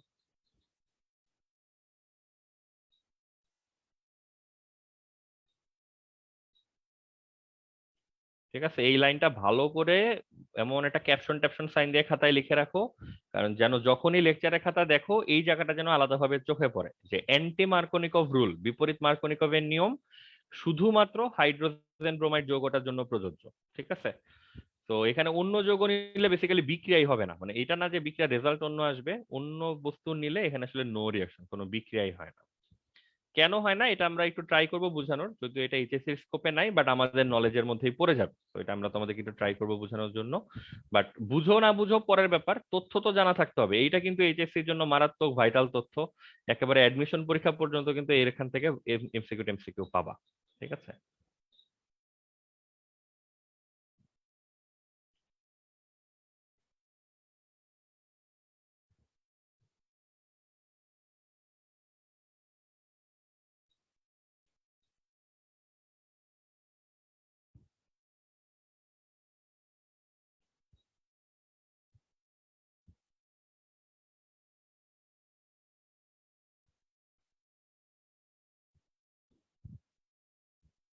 তো আমরা প্রথমে ইনফরমেশনটা জানলাম, বিপরীত মার্কোনিকভের নিয়ম হাইড্রোজেন ব্রোমাইডের বিক্রিয়াগুলোর ক্ষেত্রে কেবলমাত্র প্রযোজ্য। এখন আমরা এটা একটু দেখতে চাই, বুঝতে চাই যে হাইড্রোজেন ব্রোমাইডের স্পেশালিটি কি, হাইড্রোজেন ব্রোমাইডের জন্য কেন খালি অ্যাপ্লিকেবল, বাকিগুলোর জন্য আসলে প্রবলেমটা কি। তো এইটা বুঝতে গেলে খুব ভালো একটা জিনিস হয়েছে যে এই ধরনের গভীর প্রশ্নের উত্তর দিতে গেলে আমাদের গভীর জিনিসগুলো জানতে হয়, কৌশল বা ভিতরে কি হচ্ছে বিক্রিয়ার সেই জিনিসগুলো জানতে হয়। ওই যে অভিকর্ষের টানে বন্ধন ভেঙে যাচ্ছে, এইসব দিয়ে কিন্তু তুমি এই ধরনের প্রবলেম সলভ করতে পারবা না। তো ভালো দিক হচ্ছে এটাই যে আমরা অলরেডি কৌশলটা দেখে আসছি, বিক্রিয়াটা হওয়ার আগে কি কি ধাপ পার হয়ে হতে হয় এগুলো আমরা জানি। তো সবাই দেখো, এই বিক্রিয়াটা ঘটার একটা খুবই গুরুত্বপূর্ণ ধাপ হচ্ছে, ধরো এরকম একটা ঘটনা, যে তোমার পারক্সাইড মূলক যেটা তৈরি হয় সেই মূলকটা রেডিকেলটা এই হাইড্রোজেন ব্রোমাইডকে অ্যাটাক করে, করে এরকম একটা রেডিকেল তৈরি করে, যেটা পরের স্টেপে মূল সাবস্ট্রেটটাকে হচ্ছে অ্যাটাক করে। তো এইখানে এই যে বিক্রিয়াটা আছে, তুমি যদি এটাকে একটু আলাদাভাবে ফোকাস করো বুঝার জন্য, যে এটার সাথে কি হয়, হাইড্রোজেন ব্রোমাইডের বিক্রিয়া হয় এবং এটা ভেঙে হচ্ছে আলটিমেটলি তোমার ব্রোমিন রেডিকেলটা ইনিশিয়েট হয়, যেটা পরের স্টেজটা ঘটাতে হেল্প করে। এখন আমরা যদি চিন্তা করি যে এইখানে হাইড্রোজেন ব্রোমাইডের পরিবর্তে আর কি কি অপশন হইতে পারতো বলতো, হাইড্রোজেন ফ্লোরাইড হইতে পারতো, hydrogen chloride, hydrogen bromide, hydrogen iodide. সবাই একটু ঠান্ডা মাথায় চিন্তা করো, তাহলেই বুঝে যাবা, বেশি জটিল ব্যাপার না, আর না বুঝলে তো আমরা আছি। তো অ্যালকোক্সাইড মূলকটার সাথে আমাদের প্রবাবল অপশন থাকতে পারতো hydrogen fluoride, chloride, bromide, iodide. এবং আমরা জানি এখানে ঘটনাটা কি ঘটবে, এই বন্ধনটা ভেঙে যাবে, তাই না, বন্ধনটা ভেঙে এই মূলকটা হাইড্রোজেনের সাথে যুক্ত হবে, এটা হচ্ছে নেক্সট কাজ যেটা আমরা জানি। তাহলে বলো তো, এই বিক্রিয়াটা সাকসেসফুলি কমপ্লিট করতে পারলে তারপরে হচ্ছে নেক্সট লেভেল, মানে এটা একটা হার্ডলস এর মতো, দৌড়াবা, প্রত্যেকটা হার্ডলস এরকম পার হয়ে হয়ে যাইতে হবে। কেউ যদি কোনোটায় হোঁচট খেয়ে পড়ে টরে যাও, সে হচ্ছে ডিসকোয়ালিফাইড, ওইটা আর পরের স্টেপটা হইতে পারবে না। তো মূল বিক্রিয়াটা হচ্ছে এর পরের স্টেপটা, ওই যে ব্রোমিন যে যখন অ্যাটাক করে, ওই স্টেপে যাওয়ার আগে তোমাকে তো রেডিকেলটা তৈরি করতে পারতে হবে যেটা নেক্সট স্টেপে অ্যাটাক করবে। এখন আমরা একটা জিনিস বুঝতেছি, এইখানে যদি কোনো একটা হ্যালাইড মানে ফ্লোরাইড, ক্লোরাইড, ব্রোমাইড বা আয়োডাইড রেডিকেল যদি তৈরি হতে চায়, তাহলে এইখানে কি করতে হবে, ইনিশিয়ালি হাইড্রোজেন এবং হ্যালোজেনের মধ্যে যে বন্ধনটা, সেই বন্ধনটা ভাঙতে হবে। এখন তোমাদের কাছে প্রশ্ন, একটা বন্ধন তুমি ভাঙতে চাও, তাহলে বলো তো, এই দুইটা পরমাণুর মধ্যে বন্ধনটা যত দৃঢ়, এটা ভাঙার পসিবিলিটি কি তত বেশি নাকি তত কম? কম। কম। কম, মানে আরো অন্যভাবে তোমাদের যেভাবে নিজের জন্য বুঝতে হেল্প হয় সেভাবেই নোট রাখো, যে এই হার্ডেলসটা যদি আমি পার হইতে হয়, মানে এই বিক্রিয়ার ধাপটা যদি পার হইতে হয়, তাহলে কোনটা হওয়া উচিত, বন্ধনটা দুর্বল হলে ভালো হয় না বন্ধনটা শক্তিশালী হলে ভালো হয়? দুর্বল।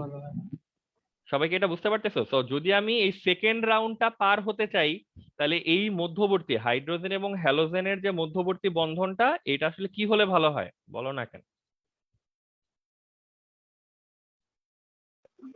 সবাই কি ওকে এই Weak. কথাটার সাথে? বোঝা যাচ্ছে? তো এই মধ্যবর্তী বন্ধনটা উইক হলে ভালো হয়। তাহলে দেখো আমরা যদি বলি যে প্রথমটা এবং দ্বিতীয়টা হচ্ছে কোয়ালিফাই করতে পারে নাই, তাহলে আমাদের এগ্রি করতে পারা উচিত কিনা? এটা কিন্তু আমরা কিছুদিন আগেও তোমাদেরকে একটা ব্যাখ্যায় দেখাচ্ছিলাম যে সিগমা বন্ড কতটুকু দৃঢ় হবে, কে বলতে পারবা? এটা কি দেখে বোঝা যায়, কিসের উপর ডিপেন্ড করে? ভাই হ্যালোজেন গুলোর আকার। হ্যাঁ, হাইড্রোজেন বা যেই দুইটা পরমাণু বন্ড করে এই দুইটার সাইজ, শেপ, ডাইমেনশন, সোজা কথায় এদের কোয়ান্টাম সংখ্যাগুলা কতটুকু কাছাকাছি তার উপর ডিপেন্ড করে। যত ক্লোজ নাম্বার তত স্ট্রং বন্ড, যত দূরবর্তী নাম্বার, ডিস্টেন্ট নাম্বার, তত হচ্ছে উইক। তাহলে দেখো মানে এগুলা সবাই বুঝতেছে তো? এইখানে হাইড্রোজেন তো ফিক্সড, হাইড্রোজেন নিয়ে কোনো কথা নাই। হাইড্রোজেন হচ্ছে 2s, ফ্লোরিন হচ্ছে টোয়াইস পি, ক্লোরিন হচ্ছে থ্রাইস পি, ব্রোমিন হচ্ছে 4p, আয়োডিন হচ্ছে 5p। তাহলে বলো তো এখানে সবচেয়ে স্ট্রং বন্ড কোথায় হ্যাঁ, আর সবচেয়ে হাইড্রোজেন উইক বন্ড 2s। কোথায়? রাহাতের কথা শুনতে পাই নাই। হাইড্রোজেন 2s, মানে 2s না, 2s না, 1s। হাইড্রোজেন তো মনে এখন হয় কথা প্রসঙ্গে হচ্ছে 2s বলে ফেলছি, ওইটা 1s। তো 1 এর সাথে 2, 1 এর সাথে 3, 1 এর সাথে 4, 1 এর সাথে 5, অ্যান্সারে কোনো চেঞ্জ আসবে না, ওটা তোমরা দেখলেই বুঝবা। তো এখানে সবচেয়ে কাছাকাছি অরবিটাল কোন দুইটা, সবচেয়ে দূরবর্তী অরবিটাল কোন দুইটা বলো তো? এইচএফ এর সবচেয়ে কাছে।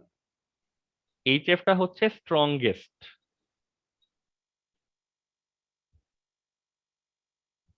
আর এইচআই হচ্ছে উইকেস্ট। তাইলে বলো মানে কার কোয়ালিফাই করার পসিবিলিটি বেশি, কার কোয়ালিফাই করার পসিবিলিটি কম? উপরের যেই যৌগটা এটা HI। যদি ব্যবহার করি কোয়ালিফাই করবে নাকি ডিসকোয়ালিফাইড হয়ে যাওয়ার সম্ভাবনা বেশি? বোঝা কি যাচ্ছে কিছু? আমরা কি মানে অনেক জটিল কথাবার্তা উপরেরটা বলতেছি করতে নাকি তোমরা পারবেন। বুঝতে পারতেছো? প্রথম যে যৌগটা সেটা যদি বিক্রিয়ায় অংশগ্রহণ করতে না পারে, মানে এই রাউন্ডটা কমপ্লিট করতে না পারে, তাকে তুমি দোষ দিতে পারো না, কারণ এটা বন্ধন কিন্তু তুমি নিজেই ব্যাখ্যা করতেছো এটা খুব শক্তিশালী বন্ধন। সেকেন্ড যেই যৌগটা এটাও তো উপরের দিকেরই, মানে ফ্লোরিনের ঠিক পরপরই, তো এটারও যদি আমি বলি যে এটাও যথেষ্ট শক্তিশালী, যে বন্ধনটা ভেঙে বিক্রিয়াটা হয় না, এটা ডিসএগ্রি করতে পারার কিছু নাই। দেন ব্রোমিনের সাথে বিক্রিয়া হয়, এটা তো একটু আগেই দেখলাম, তার মানে ব্রোমিন কোয়ালিফাই করে। এখন একটু চিন্তা করে দেখো, তুমি যদি বলে ফেলো যে ব্রোমিন এই বিক্রিয়াটা কোয়ালিফাই করবে, তাহলে কি তুমি আর এই কথা বলতে পারবা যে আয়োডিন করবে না? আবার মানে আয়োডিন আবার অনেক শক্তিশালী, আয়োডিন করবে না, নাকি তোমাকে আয়োডিনকে নিতেই হবে তখন? নিতেই হবে। সবাই কি বুঝতে পারতেছে এখানে একটা ট্র্যাপে পড়ে গেছে আমরা? ফ্লোরিন ক্লোরিনকে আমরা বাদ দিতে পারতেছি যেহেতু ওই বন্ধনগুলো শক্তিশালী, কিন্তু ব্রোমিন তো বিক্রিয়া দেয়, এটা তো আমরা দেখে আসছি। তো ব্রোমিন বিক্রিয়া দেয়, ব্রোমিন এই রাউন্ড কোয়ালিফাই করবে, এইটা আমি এগ্রি করা মাত্র অটোমেটিক আমার এগ্রি করতে হবে যে আয়োডিন অবশ্যই এই রাউন্ড কি করবে, কোয়ালিফাই করবে। কেন বলতে পার হবে এটা অবশ্যই? কারণ ব্রোমিনের তুলনায় তো হাইড্রোজেনের সাথে আয়োডিনের বন্ধন তো আরো দুর্বল। তো ব্রোমিনের বন্ধনই যদি অ্যালকক্সাইড আয়ন যে ভাঙতে পারে, অ্যালকক্সাইড মূলকটা যে ভাঙতে পারে, তাহলে হাইড্রোজেন আর আয়োডিনের মধ্যকার বন্ধনও তার আরো সহজে আসলে ভাঙতে পারা উচিত। সবার কাছে কি কথাবার্তা সেন্স মেক করতেছে, বোঝা যাচ্ছে? জি ভাইয়া। তাহলে আমরা যদি বলি সেকেন্ড রাউন্ডের পরে ওই যে 4 জন আসছিল খেলতে, ফার্স্ট রাউন্ড পার হয়ে সেকেন্ড রাউন্ড, সেকেন্ড রাউন্ড পার হয়ে যখন থার্ড রাউন্ডে ল্যান্ড করতেছে, তখন কয়জন ঝরে পড়ছে আর কয়জন টিকে আছে বলো তো? দুই। ফ্লোরিন ক্লোরিন নাই, এখন আর খেলায় নাই, তো ফ্লোরিন ক্লোরিনের চিন্তা এখনই বাদ। এখন রাউন্ডে রয়ে গেছে হচ্ছে ব্রোমিন আর আয়োডিন। এখন তার মানে নেক্সট রাউন্ডে আবার কিছু একটা হবে যে কারণে আয়োডিন ঝরে পড়বে, শুধু ব্রোমিন হয়তো রয়ে যাবে আর কি। এখন জাস্ট ওই পার্টটুকু হচ্ছে বাকি আছে। এখন দেখো বিক্রিয়া ঘটার জন্য আরেকটা রাউন্ড হচ্ছে বাকি, সেটা কোনটা? এই যে এই ধাপে উৎপন্ন যে রেডিকেল, এখানে যেমন ব্রোমিন রেডিকেলটা ছিল, এক্সাম্পলের খাতিরে চিন্তা করে একটা হ্যালাইড রেডিকেল, যেটা ব্রোমাইড বা আয়োডাইড যে কোনোটাই হইতে পারে। তুমি পরের স্টেপে ঘটে কি সেটা দেখো, এই রেডিকেলটা এসে মূল সাবস্ট্রেটকে অ্যাটাক করে, এবং আমরা যদি সহজ করে বলি অ্যাটাক করার পরে একটা বন্ধন তৈরি হয়, সমযোজী বন্ধন তৈরি হয়। বন্ধনটা কার কার মধ্যে তৈরি হয়? কার্বনের সাথে ব্রোমিন, সোজা কথা কার্বনের সাথে হ্যালোজেন যেটা টিকে আছে এখন, সেটার হচ্ছে বন্ধন হবে।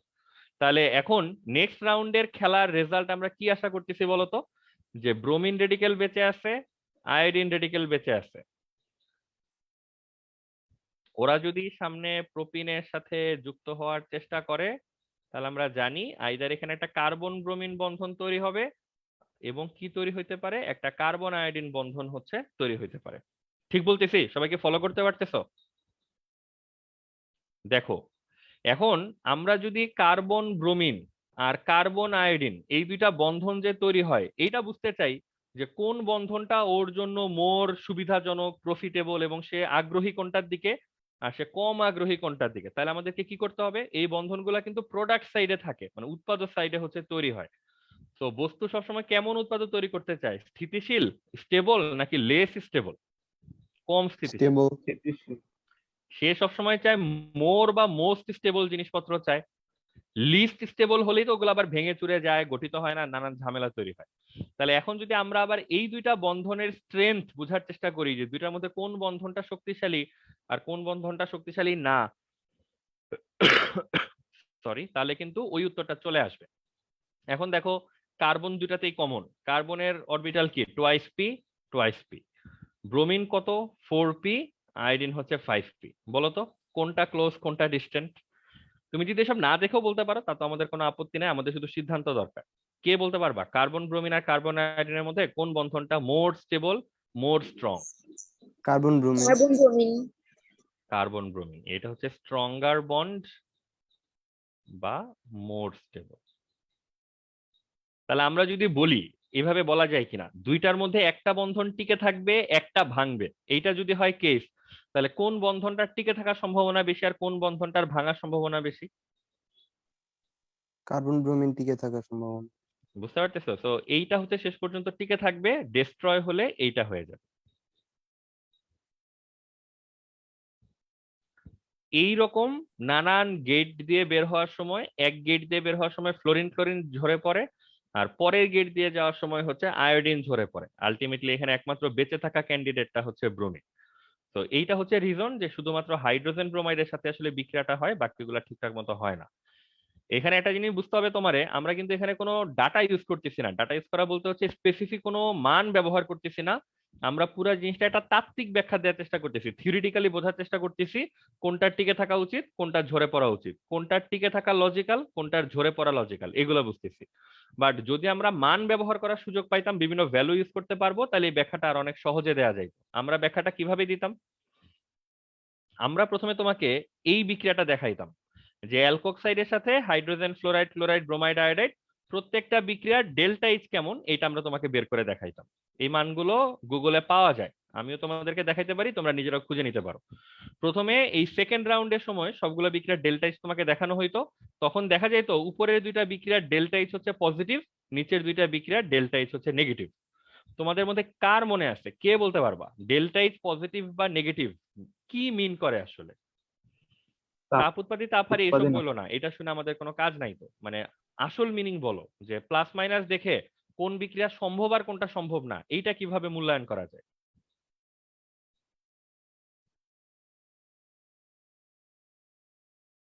মানে কোশ্চেনটা বুঝছো? তুমি যদি বলো যে ডেল্টা এইচ প্লাস মানে হচ্ছে এন্ডোথার্মিক তাপ হারি, ডেল্টা এইচ নেগেটিভ মানে হচ্ছে তাপ উৎপাদী, এটা শুনে কি আমাদের কোনো লাভ আছে? এই বিক্রিয়ায় তাপ উৎপন্ন হবে কি হবে না এগুলা কি কেউ জানতে চাচ্ছে? কেউ চাচ্ছে না। নেগেটিভ থাকলে spontaneous reaction. Exactly, very good. আমরা এটা হচ্ছে শুনতে যাচ্ছিলাম, এগুলো নিয়ে ফার্স্ট পার্টে অনেক কথাবার্তা বলছি তোমাদের সাথে, একটু পুরনো লেকচার ঘাটলেই পেয়ে যাবা। ডেল্টা এইচ নেগেটিভ মানে এই রিয়াকশনটা ঘটে যাওয়ার পসিবিলিটি বেশি, স্পন্টেনিয়াস হওয়ার পসিবিলিটি বেশি। আর ডেল্টা এইচ প্লাস মানে তার স্পন্টেনিয়াস হওয়ার পসিবিলিটি হচ্ছে কম, সে স্পন্টেনিয়াস না, সোজা কথায় স্বতঃস্ফূর্ত না। তো তোমরা লেকচার টেকচার গুলো একটু দেখো। সানজিদা সময় তো বলতে পারলা, আর কারো কি মনে ছিল এটা, এই বিষয়টা কি জানা আছে তোমাদের? হ্যাঁ, মনে ছিল না। আচ্ছা, মানে যার শুধু কি মানে একজনেরই মনে ছিল? না ভাই, কোশ্চেন বুঝি নাই ফার্স্টে। আচ্ছা, বাট মানে তথ্য তো জানা আছে, শোনার পর তো বুঝতেছো। জি ভাইয়া। ঠিক আছে, তো দুইজন আমরা পেলাম যে ভ্যালিড, এই তথ্য মাথায় আছে, মানে অ্যাটলিস্ট জানা আছে। এখন বাকিদের হচ্ছে, আচ্ছা বক্তিয়ার বলছে হচ্ছে কোশ্চেন বুঝো নাই। ঠিক আছে, ওটা সমস্যা না, কোশ্চেন এটা হয়তো আমার ব্যর্থতা, আমি কোশ্চেন বুঝাই বলতে পারি নাই। বাট অ্যান্সার বলার পরে এটা তো কমন পড়ছে যে এই তথ্য তো তোমাদের জানা আছে, তাই না? যে কোনো একটা বিক্রিয়ার ডেল্টা এইচ পজিটিভ মানে এই বিক্রিয়াটা হওয়ার পসিবিলিটি কম, নিজে নিজে হওয়ার পসিবিলিটি কম। আর কোন একটা বিক্রিয়ার ডেল্টা এইচ নেগেটিভ মানে এটা হয়ে যাওয়ার পসিবিলিটি হচ্ছে বেশি। ঠিক আছে সবাই, আমার কাছে আপাতত এইটা ইম্পর্টেন্ট, এই তথ্যটা মানে আগে থেকে আমাদের জানা ছিল কিনা। যদি কারো জানা না থাকে বা কিছুই মনে পড়তেছে না এরকম হয়, তাহলে তোমার বেশি দূর যাইতে হবে না, এই ফার্স্ট পার্টের চ্যাপ্টার 4 এর একেবারে লাস্টের দিকের কয়েকটা লেকচার দেখলে পেয়ে যাবা। আমরা একদিন বোধহয় ফ্রি এনার্জি টাইপ জিনিসপত্র নিয়ে কথাবার্তা বলতেছিলাম, ওই দিন এটা নিয়ে ডিটেল কথাবার্তা হচ্ছিল আর কি। তো এটা একটু দেখে টেখে নিও, দরকার হলে এই পার্টটা নিয়ে আমরা আবার কথা বলতে পারি পরে কোনো এক সময়। তো আপাতত প্রশ্ন আমাদের কাছে এটাই ছিল যে আমরা যদি এখানে মান লেখার সুযোগ পেতাম আর কি, প্রত্যেকটা বিক্রিয়ার জন্য ডেল্টা এইচ লেখার সুযোগ পেতাম, তাহলে আমাদেরকে এত তাত্ত্বিক ব্যাখ্যা দিতে হইতো না, কোন বন্ধন শক্তিশালী কোন বন্ধন দুর্বল, এত গভীরে যাওয়া লাগতো না। আমরা ডেল্টা এইচ এর মান দেখে সাথে সাথেই বলে দিতে পারতাম উপরে দুইটা বিক্রিয়া হবে না ঠিক মতন, ওগুলা বাদ, নিচের দুইটা বিক্রিয়ার ডেল্টা এইচ নেগেটিভ, তো সেগুলা এই রাউন্ডটা ওভারকাম করতে পারবে। ঠিক আছে, বোঝা যাচ্ছে? দেন এই রাউন্ড পার করার পর আমরা যখন এখানে সেকেন্ড বিক্রিয়াটা দেখাবো, এই যে ব্রোমিন এবং আয়োডিন মূলকটা এসে প্রোপিনকে অ্যাটাক করবে, তখন আমরা আবার কি চাইতাম, আবার আমরা এই দুইটা বিক্রিয়া ডেল্টা এইচ বের করতে চাইতাম। এবং আমরা ডিপ ব্যাখ্যা থেকে অলরেডি বুঝে গেছি যে আয়োডিনের বিক্রিয়াটা কিন্তু এবার ফিজিবল হবে না, সুবিধাজনক হবে না। তুমি দেখবা এটা ডেল্টা এইচ পজিটিভ চলে আসবে, আর কোন রকমে এই যৌগটার ডেল্টা এইচ হচ্ছে নেগেটিভ চলে আসবে। সোজা কথা, আমরা যদি দুইটা রাউন্ডের ডেল্টা এইচ এর মানগুলি দেখি, ব্রোমিনের বিক্রিয়াটা হচ্ছে একমাত্র বিক্রিয়া যার জন্য দুইটা স্টেপই আসলে ডেল্টা এইচ নেগেটিভ হয়, বাকি সবারই কোনো না কোনো স্টেপ ডেল্টা এইচ পজিটিভ হয়ে যায়। বুঝতে পারতেছো? এইটা আমি তোমাদেরকে ব্যাখ্যা হিসেবে দেখাইতে বলতেছি না কোথাও, এই ব্যাখ্যা তুমি বলতে পারবা যদি তোমার কাছে ডেল্টা এইচ এর মানগুলা থাকে। ফরচুনেটলি গুগলে ডেল্টা এইচ এর মানগুলা পাওয়া যায়। তো কারো যদি দরকার হয়, আগ্রহ বোধ করো, সে বের করে এটা মিলাই নিতে পারো যে আমরা যা ব্যাখ্যা দিচ্ছি, যেভাবে আমরা উত্তরটা নিয়ে আসতেছি, এটা আসলে ভ্যালিড এবং রিজনেবল, এরকমই হওয়া উচিত। বাট একমাত্র প্রবলেম হচ্ছে ডেল্টা এইচ এর ভ্যালু আমাদের কারো মুখস্থ থাকে না বা আমাদের কাছে পাওয়াও যায় না যখন তখন। তো আমাদেরকে একটা তাত্ত্বিক ব্যাখ্যা দাঁড় করাইতে হচ্ছে যে কিভাবে আমরা ডিসাইড করতেছি কোনটা ডেল্টা এইচ পজিটিভ কোনটা ডেল্টা এইচ নেগেটিভ। ঠিক আছে, তো তোমরা সবাই একটু চিন্তা করো, 30 সেকেন্ড 45 সেকেন্ড 1 মিনিট, আমি দেখি তোমাদের জন্য গুগলের ডাটাটা খুঁজে পাই কিনা। তাহলে এখন হয়তো তোমাদেরকে আমরা আরেকটু ভালো ইনফরমেশন দিতে পারবো। আর দেখো, কেউ যদি না বুঝে থাকো ডিরেক্টলি প্রশ্ন করো, মানে এটা অত সহজ টপিক এটা আমি বলবো না, কারণ এখানে অনেক তথ্য কাজে লাগতেছে নানান দিকের। তো কারো যদি বুঝতে প্রবলেম থাকে, ফিল ফ্রি টু আস্ক।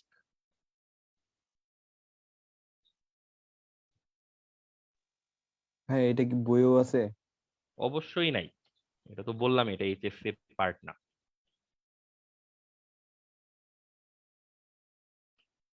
কিন্তু এখান থেকে প্রশ্ন আসবে, মানে এমসিকিউ বলো যেখানেই বলো, সিকিউ আজ পর্যন্ত দেখি নাই। বাট এটা যে ধরনের প্রশ্ন, অলওয়েজ একটা পসিবিলিটি থাকে যে এই বুঝি চলে আসলো আর কি এখান থেকে একটা সিকিউ।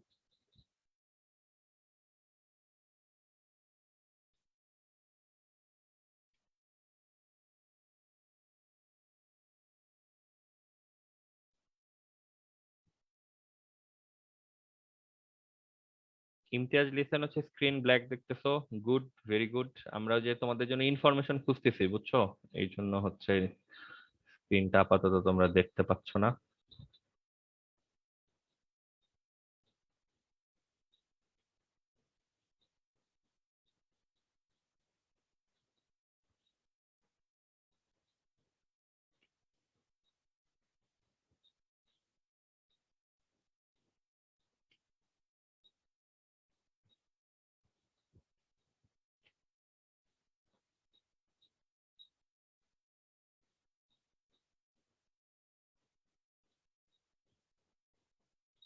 সবাই ঠান্ডা মাথায় চিন্তা করো, অ্যান্সারটা চিন্তা করতে থাকো বুঝছো।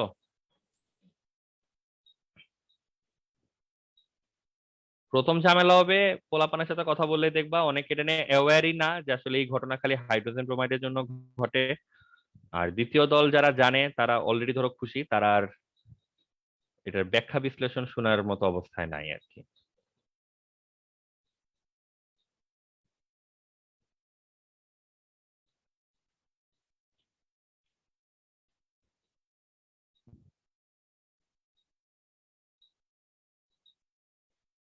হ্যাঁ, তোমাদের জন্য একটা খুব ভালো তথ্য পাওয়া গিয়েছে।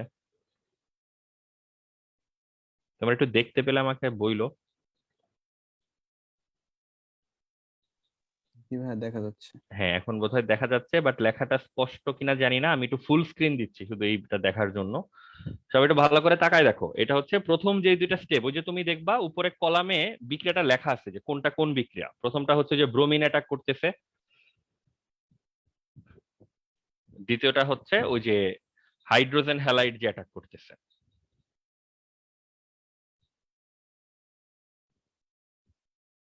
তো দুইটা ধাপের ওই যে ডেল্টা এইচ এর মানগুলা দেখো, যে প্রবলেমটা কোন জায়গায় হচ্ছে। যে তোমার একমাত্র যে থার্ড লাইনটা দেখো, দুইটা বিক্রিয়ারই ডেল্টা এইচ হচ্ছে নেগেটিভ।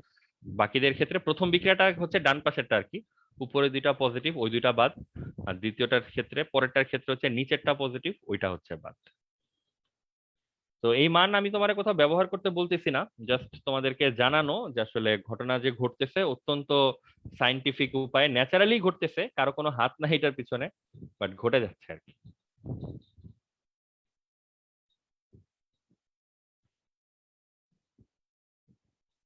ঠিক আছে, তাহলে এখান থেকে তোমাদের জন্য লেসন হচ্ছে, এটা কিন্তু ভুলা যাবে না, যেহেতু আমরা ক্লাসে বললামই, কষ্ট করে মাথায় রাখতে হবে। Anti Markovnikov rule only applicable for hydrogen bromide. এবং এটা বলে চাঞ্চল্যকর একটা তথ্য ছেড়ে দিলাম এরকম না, তোমাদেরকে আমরা 2-4 লাইন বলে বোঝানোর চেষ্টা করলাম কেন হচ্ছে ঘটনাটা, কিছুটা অনুমান করা যাচ্ছে কিনা। তো এটা হচ্ছে মূল বিষয় আর কি।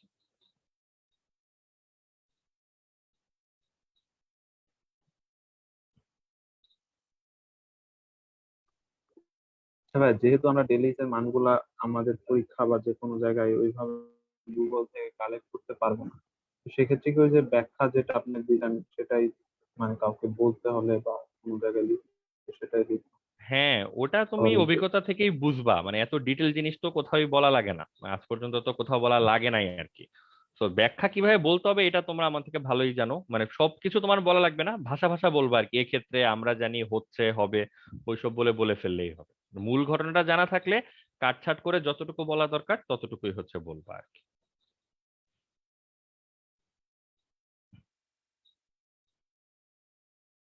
যেমন কোন বন্ধনটা শক্তিশালী, কোন বন্ধনটা দুর্বল, এটা বলার জন্য তো আর তোমার এইটা বলার দরকার নাই যে কি কোথায় বন্ধন ম্যাচিং হচ্ছে, কোন কোয়ান্টাম সংখ্যা কাছাকাছি আসতে হবে।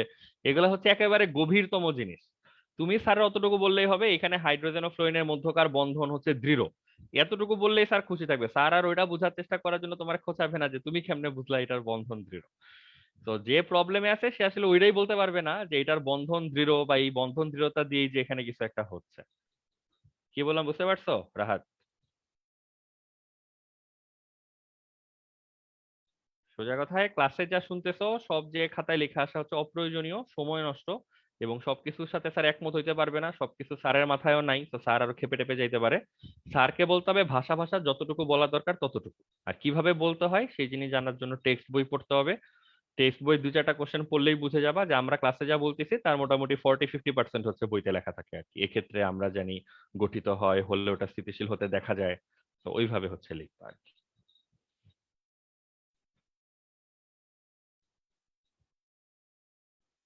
কার কোনো প্রশ্ন আপাতত? অন্য কোনো প্রশ্ন?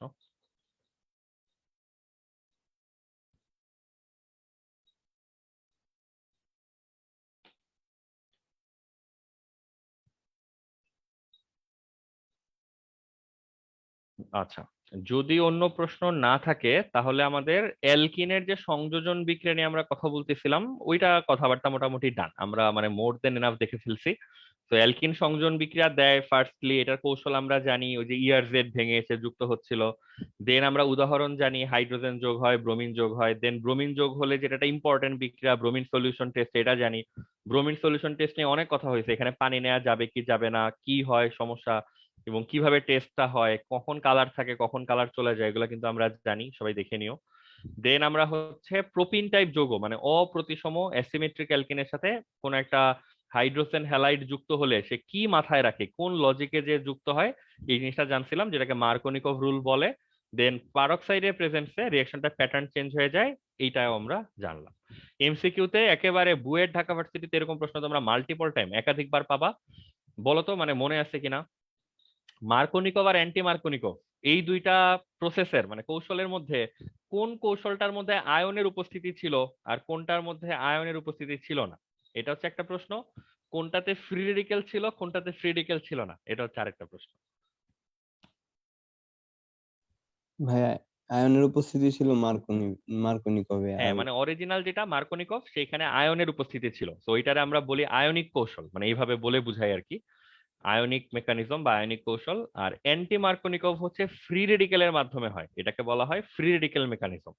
এরকম প্রশ্ন খুবই ফেমাস, ঠিক আছে, এমসিকিউ তে দিবে যে অ্যান্টি মার্কোনিকভ নিচের কোন কৌশলে হচ্ছে কমপ্লিট হয়, তো একটা হচ্ছে আয়নিক মার্কোনিকভ, ফ্রি রেডিক্যাল, অ্যান্টি মার্কোনিকভ। ঠিক আছে, এগুলা কিন্তু মুখস্থ করার জিনিস তখন যখন তুমি কৌশল জানো না, বাট এই লাইনটা তোমার জানতে হবে তখন। আর তোমার যেহেতু ইন্টারনাল জিনিসপত্র জানো, সেগুলো কিন্তু মেমোরাইজ করার জিনিস না, বাট সঠিক সময়ে মাথায় আনতে পারতে হবে আর কি। ঠিক আছে,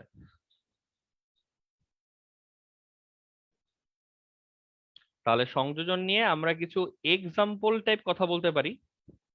যেমন ধরো, আচ্ছা এটা তোমাদের জন্য একটা ভালো কুইজ হইতে পারে। ধরো এটা হচ্ছে অ্যালকিন, মানে ইথিন ইন পার্টিকুলার আর কি। ইথিনের মধ্যে আমরা ধরো হাইপোহ্যালাস অ্যাসিড HOX, যেমন HOCl, HOBr, এগুলা যদি যোগ করি, বলো তো এখানে রেজাল্ট কি আসবে? এখন কিন্তু আমরা কৌশল চাচ্ছি না, আমাদের সিম্পলি রেজাল্ট বলতে পারলেই হয়। এইখানে HOCl প্রথমে দুই ভাগে ভাগ হবে, OH আর Cl।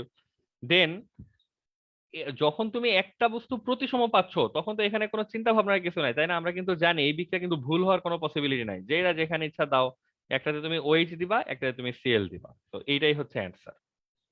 বুঝা যাচ্ছে? এখন তোমার জন্য ইন্টারেস্টিং কোশ্চেন হচ্ছে এইটা, যে আমরা যদি প্রোপিনের মধ্যে কখনো হাইপোহ্যালাস অ্যাসিড যোগ করতে বলি, সবাই নিজের খাতায় আগে লেখো যে এটা তোমাদের কি মনে হয়। তারপরে হচ্ছে আমরা লিখবো, তোমরা লিখে শুধু ডান লিখে জানাও, তাইলেই হবে। দুইটা প্রশ্ন করব তোমাদেরকে। একটা হচ্ছে এই যে HOX মানে HOCl তুমি লিখতে পারো তোমার সুবিধার্থে, এখানে কোন অংশটা পজিটিভ, কোন অংশটা হচ্ছে নেগেটিভ। এ ধরো OH আর Cl এর মধ্যে তো একটা সমযোজী বন্ধন আছে, একটু চিন্তা করে বলো তো, এই OH আর Cl এর মধ্যে যে ইলেকট্রন গুলি, এগুলা কোন দিকে যাত্রা শুরু করা উচিত, ক্লোরিনের দিকে নাকি অক্সিজেনের দিকে?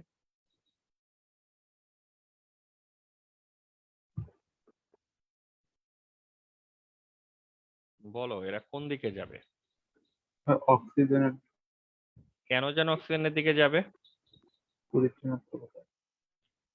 তড়িৎ ঋণাত্মকতার জন্য। সো এটা তোমার জন্য প্রথম ক্লু, যে বিকারকটাকে তুমি এরকম OH মাইনাস আর Cl প্লাস এরকম দুইটা আয়নে বিভক্ত করতে পারতেছো। সেকেন্ড কোশ্চেন অ্যান্সার এখন দাও, যে প্রোপিনের মধ্যে কোথায় কারে যুক্ত করবা এবং কি চিন্তা করে এই ডিসিশন নিলা। মুখে না বললেও চলে, আপাতত লিখে জাস্ট ডান টান কিছু একটা জানায়ও।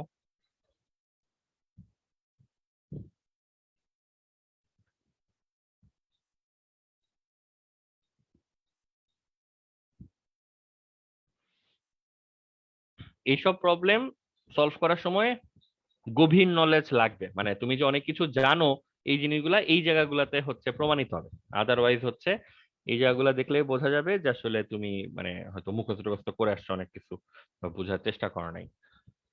তো সবাই একটু লেখো তো, একটা হাতে ওই যাবে একটা হাতে ক্লোরিন যাবে, এটা তো সোজা বলা।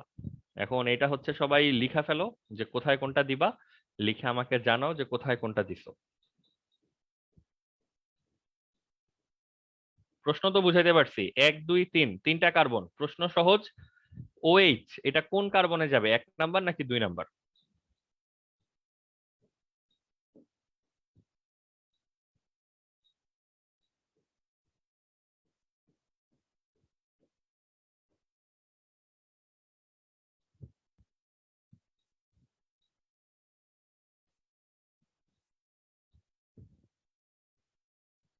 সবাই চিন্তা করে অ্যান্সার দাও, এটা তো সহজ উত্তর। আমি জানি এত টাইম তোমরা কেন নিচ্ছ, অপশনই তো মাত্র দুইটা, হয় এইখানে বা ওইখানে। তো টাইম যেহেতু নিচ্ছ দাও চিন্তা করে, প্রবলেম নাই। আর জিদান বক্তিয়ার একটা প্রশ্ন করছো, OCl মাইনাস H প্লাস, এটা এটা কি ডিসোসিয়েশনে হয় কিনা, মানে তোমার প্রশ্ন যেটা বুঝলাম, মানে OHCl এভাবে কেন ভাঙতেছে, তুমি হয়তো এটা নিয়ে প্রশ্ন করছো। এটা ধরো উত্তর অনেক ভাবে দেওয়া যায়, বাট সবচেয়ে সহজ উত্তর হচ্ছে তুমি যদি OCl-টাকে এক জায়গায় রাখো, মানে জাস্ট একদম সিম্পল ওয়েতে চিন্তা করো। OH এই মূলকের নাম তুমি জীবনে আগে শুনছো, ব্যবহার করছো। Cl এই মূলকের নামও তুমি আগে শুনছো, ব্যবহার করছো। আগে শুনছো এবং ব্যবহার করছো, এই কথার মানে হচ্ছে এরা যখন কোনো মানে কিছুর সাথে যুক্ত হয়, সে স্থিতিশীল বন্ধন গঠন করে, যৌগ তৈরি করে। সরি, তুমি OCl এই জিনিস কি কখনো ডিরেক্টলি কোনো বন্ধনের মধ্যে দেখছো? মানে স্থিতিশীল যৌগ আর কি, খুব কমন, বারবার দেখছো, এরকম কি হয়? হয় না। মানে এটা হয় না বলতে আমি ওইটা রেফারেন্স হিসেবে দিচ্ছি না যে হয় না তাই হবে না, মানে হয় না তার কারণটা হচ্ছে এ কোনো স্টেবল বন্ধন আসলে তৈরি করে না, দুইটা নন মেটাল কণা এবং ইলেকট্রন সমান টমান নাই, অসম টাইপের। বলতো এরকম একটা প্রশ্ন নিয়ে আমরা অনেক আগে তোমাদের সাথে আলাপ করছিলাম, FCl একটা যৌগ হয় কিনা? মনে আছে তোমাদের কারণ? অন্তত হয়তো বছর ভাইয়া। খানেক হবে। তো ওইখানে কিন্তু যৌগ হইতো, তা হওয়ার একটা মূল কারণ ছিল ইলেকট্রনগুলি ব্যালেন্সে ছিল, মানে ফ্লোরিনেরও ধর একটা আনপেয়ার্ড, ক্লোরিনেরও হচ্ছে একটা আনপেয়ার্ড। তো এখানে ওসিএল যদি একসাথে করে দাও, ও আসলে কোনো স্থিতিশীল যৌগ গঠন করতে পারবে না, কম স্থিতিশীল কাঠামো গঠন করবে। তো ওই কারণে বন্ধনটা ওইভাবে না ভেঙে ওইচ আর সিএল হিসেবে ভাঙলে ওর জন্য ভালো, ও দুইটা স্থিতিশীল কাঠামো পায়। কার্বনের সাথে ওইচ দেখলেও তুমি ইউজ টু, তুমি জানো এটা একটা ভালো বন্ধন।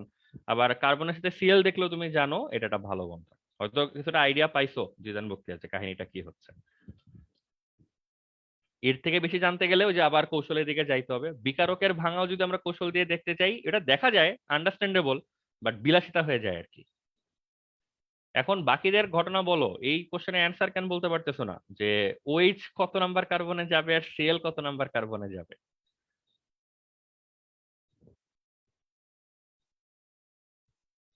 বলো, এটা কে বলবা?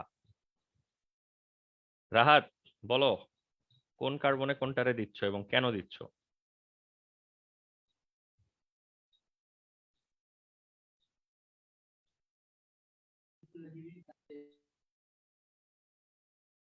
ঠিক আছে, রাহাত তো কিছু বলতেছে না। রাহাত এখন কিছু না বলা মানে কিন্তু সবাই ওই যে ব্রেস ইওর সেলফ, নেক্সট দিন শুরুতে যে ও আবার কি প্রশ্ন করবে এটা ভেবে তো আমার এখনই ধরো শিহরণ জাগতেছে আর কি। ঠিক আছে রাহাত, এগুলা ভালো করে দেখে টেখে রাখো, কোনো কনফিউশন যেন না থাকে। আল আরাফাত পিয়াস, বলো কি হবে এখানে? ভাইয়া দুইয়ে দুইয়ে ভাইয়া ওএইচ মাইনাস যাবে আর ক্লোরিন যাবে একে। এরকম যেন কেন হবে? ওই যে ভাই মার্কোনিকভে পড়ছিলাম সেমটাই। হ্যাঁ, মার্কনিকভে কি পড়ছিলাম, মানে আরেকটু সোজা করে বলো সবার জন্য, যদি কেউ না বুঝা থাকে যেন তোমার কথা শুনে। ভাইয়া মার্কোনিকভে পড়ছিলাম যে ইলেকট্রনটা ওই যে মাঝখানের কার্বনের দিকে চলে যাবে, ফলে ওইখানে মাইনাস ক্রিয়েট হবে আর এই পাশে প্লাস ক্রিয়েট হবে। ঠিক আছে, আর কেউ আরো ডিরেক্ট এবং আরো স্পষ্ট করে বলতে পারবা? এইখানে হচ্ছে বেশি ধানাই পানাইয়ের কিছু নাই। মার্কোনিকভের অরিজিনাল রুলটা কি ছিল বলো তো, একদম মানে প্রকৃত ঋণাত্মক বিবৃতিটা কি ছিল? ঋণাত্মক অংশ যেটায় কার্বনে কম হাইড্রোজেন আছে ওইটার সাথে যুক্ত হবে। রাইট, মানে এইখানে আসলে আমাদের অনু সিদ্ধান্ত মনে রাখার জন্য যেসব এসব অপ্রয়োজনীয় জিনিসপত্র আমরা বলছি ওগুলি না, এখানে হচ্ছে মূল নিয়মটা কাজে লাগবে। মূল নিয়মটা হচ্ছে অ্যাসিমেট্রিক অ্যালকিনের সাথে অ্যাসিমেট্রিক রিয়েজেন্ট যখন বিক্রিয়া করে, তখন রিয়েজেন্টের যেটা নেগেটিভ পার্ট এটা হচ্ছে দেখো কম হাইড্রোজেন যেখানে ছিল সেখানে কানেক্ট হয়। তো এটা একদম অরিজিনাল রুল দিয়ে আগালেই তোমার সলভ হয়ে যাওয়া উচিত। এখানে প্রথমে এই জন্যই বললাম রিয়েজেন্টটাকে ভাঙতে পারাটা একটা মূল কাজ, কোনটা নেগেটিভ কোনটা পজিটিভ। তো ওএইচ নেগেটিভ এটা যদি তুমি বুঝতে পারো, বিকারকের ঋণাত্মক অংশ কম হাইড্রোজেনের সাথে যাবে। তো এখানে যাবে ওএইচ, এখানে যাবে হচ্ছে সিএল। বোঝা যাচ্ছে? এইভাবে হচ্ছে ঘটনাবলী সলভ করতে হবে, প্রচুর জিনিসপত্র মাথায় রাখতে হবে, বিভিন্ন অস্ত্র মানে পিস্তল, বন্দুক, তলোয়ার যা কিছু আছে সব সাথে রাখতে হবে, যে যেটা দিয়ে মানে যাকে কন্ট্রোল করা যায় সেটা দিয়েই তাকে আক্রমণ করতে হবে।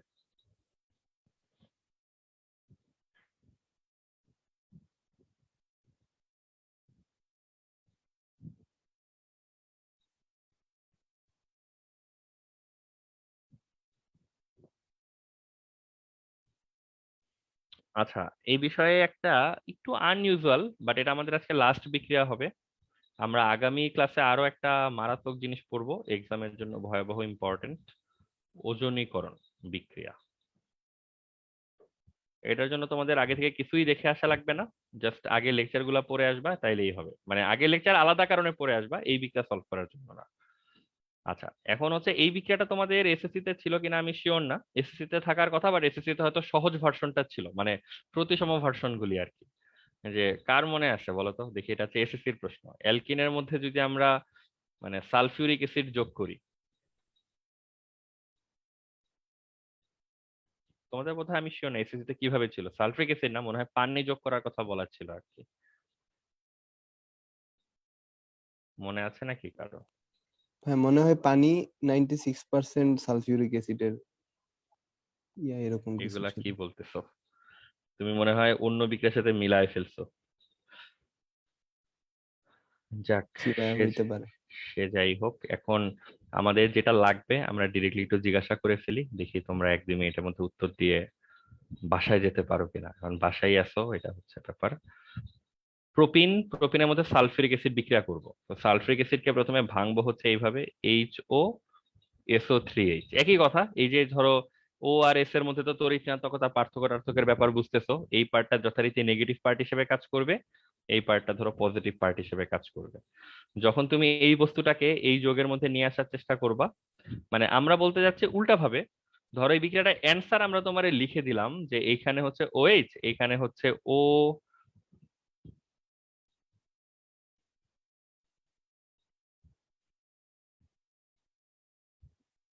SO3।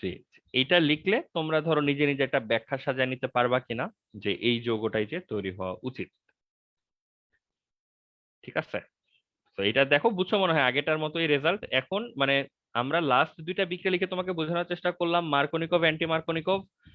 আগের যে দুইটা পেজে যা পড়লাম এক্সামে আসবে ওইভাবে। আর এইখানে যে দুইটা বিক্রিয়া দেখলা, লাস্টের দুইটা বিক্রিয়া যে দেখলা, সেগুলো আসবে হচ্ছে MCQ তে, যে তোমাকে পরিচিত জিনিসপত্র দিবে না, অপরিচিত জিনিসপত্র দিয়ে বোঝার চেষ্টা করবে নিয়মটার ব্যাপারে তুমি কিছুটা অবগত আছো কিনা। বুঝছো? তো বইতে এই ধরনের বিক্রিয়া পেলে ওই যে বাম থেকে ডানে চিন্তা করবা না, তাইলেই ধরা খেয়ে যাবা। বাম থেকে ডানে চিন্তা করার সময় বয়স কোনোটাই তোমাদের এখনো হয় নাই। তোমরা পুরো বিক্রিয়াটা চিন্তা করবা, পুরো বিক্রিয়াটা একটা উদ্দীপক। ডান পক্ষকে পাওয়ার জন্য, প্রোডাক্টটাকে পাওয়ার জন্য কিভাবে চিন্তা করলে আসলে মিলে যাচ্ছে হিসাবটা, ওই চিন্তাটা খুঁজে বের করতে পারতেছি কিনা আমরা, এইটা হচ্ছে ভাইয়া ইম্পর্টেন্ট। হ্যাঁ বলো।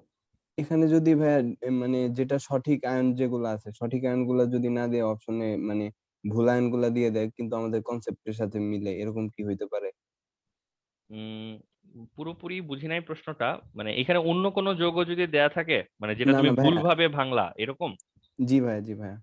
হ্যাঁ, ওইটা হইতে পারে, ওইটা তো হইতেই পারে। ওইটা হচ্ছে মানে তুমি ভুল করবা কেন, মানে বিষয়টা চিন্তা করো যে ভুল করতেছো মানে আইদার তোমার এটার ব্যাপারে নলেজ নাই বা তুমি এনাফ পড়ো নাই। হয়তো এই বিক্রিয়াটা বইতে ছিল, মানে যে 3-4টা বস্তুকে, এখন মূল নলেজটা কোন জায়গায় যে আটকাইছে, তুমি এই বিকারকটাকে কিভাবে ভাঙবা সেটা। তো তুমি কতগুলি বিকারককে আসলে ভাঙার ব্যাপারটা দেখে আসছো, চিনে আসছো, বুঝে আসছো, এইটা হচ্ছে তখন মূল টাই ব্রেকার আর কি। বুঝছো? তো আলটিমেটলি এইচএসসি তে তো তোমাকে একদম অনেক দূরের কোনো প্রশ্ন দিবে না, বইতে যেগুলো আছে আশেপাশে এই যোগগুলাই হচ্ছে দিবে। তো পড়তে পড়তে ওই জিনিসটাই তোমাকে জেনে যাইতে হবে যে একটা বিকারক আসলে মাঝখান দিয়ে ভাঙে কিভাবে। বুঝছো? তো এটা নিয়ে এখনই চিন্তা করার কিছু নাই, আগে বইপত্র পড়তে থাকো, দেখো। আবার প্রিভিয়াস ইয়ারে কি প্রশ্ন আসছে, টেস্ট পেপার, অ্যাডমিশন টেস্টের কোশ্চেন টোশ্চেন সবই তো অ্যাভেলেবল। তো সেগুলো দেখলে তখন তুমি তোমার প্রশ্নটার উত্তর নিজেও কিছুটা পাবা, যে তুমি যেই ধরনের জিনিস চিন্তা করতেছো ওরকম অবাস্তব অকল্পনীয় জিনিস কি দেয় কিনা, নাকি বাস্তবের সাথে মিল রেখে জিনিসপত্র দেয়, যেটা ধরো বইপত্র পড়লেই জানা যায় আর কি। বুঝতে পেরেছো পিয়াস? জি ভাইয়া।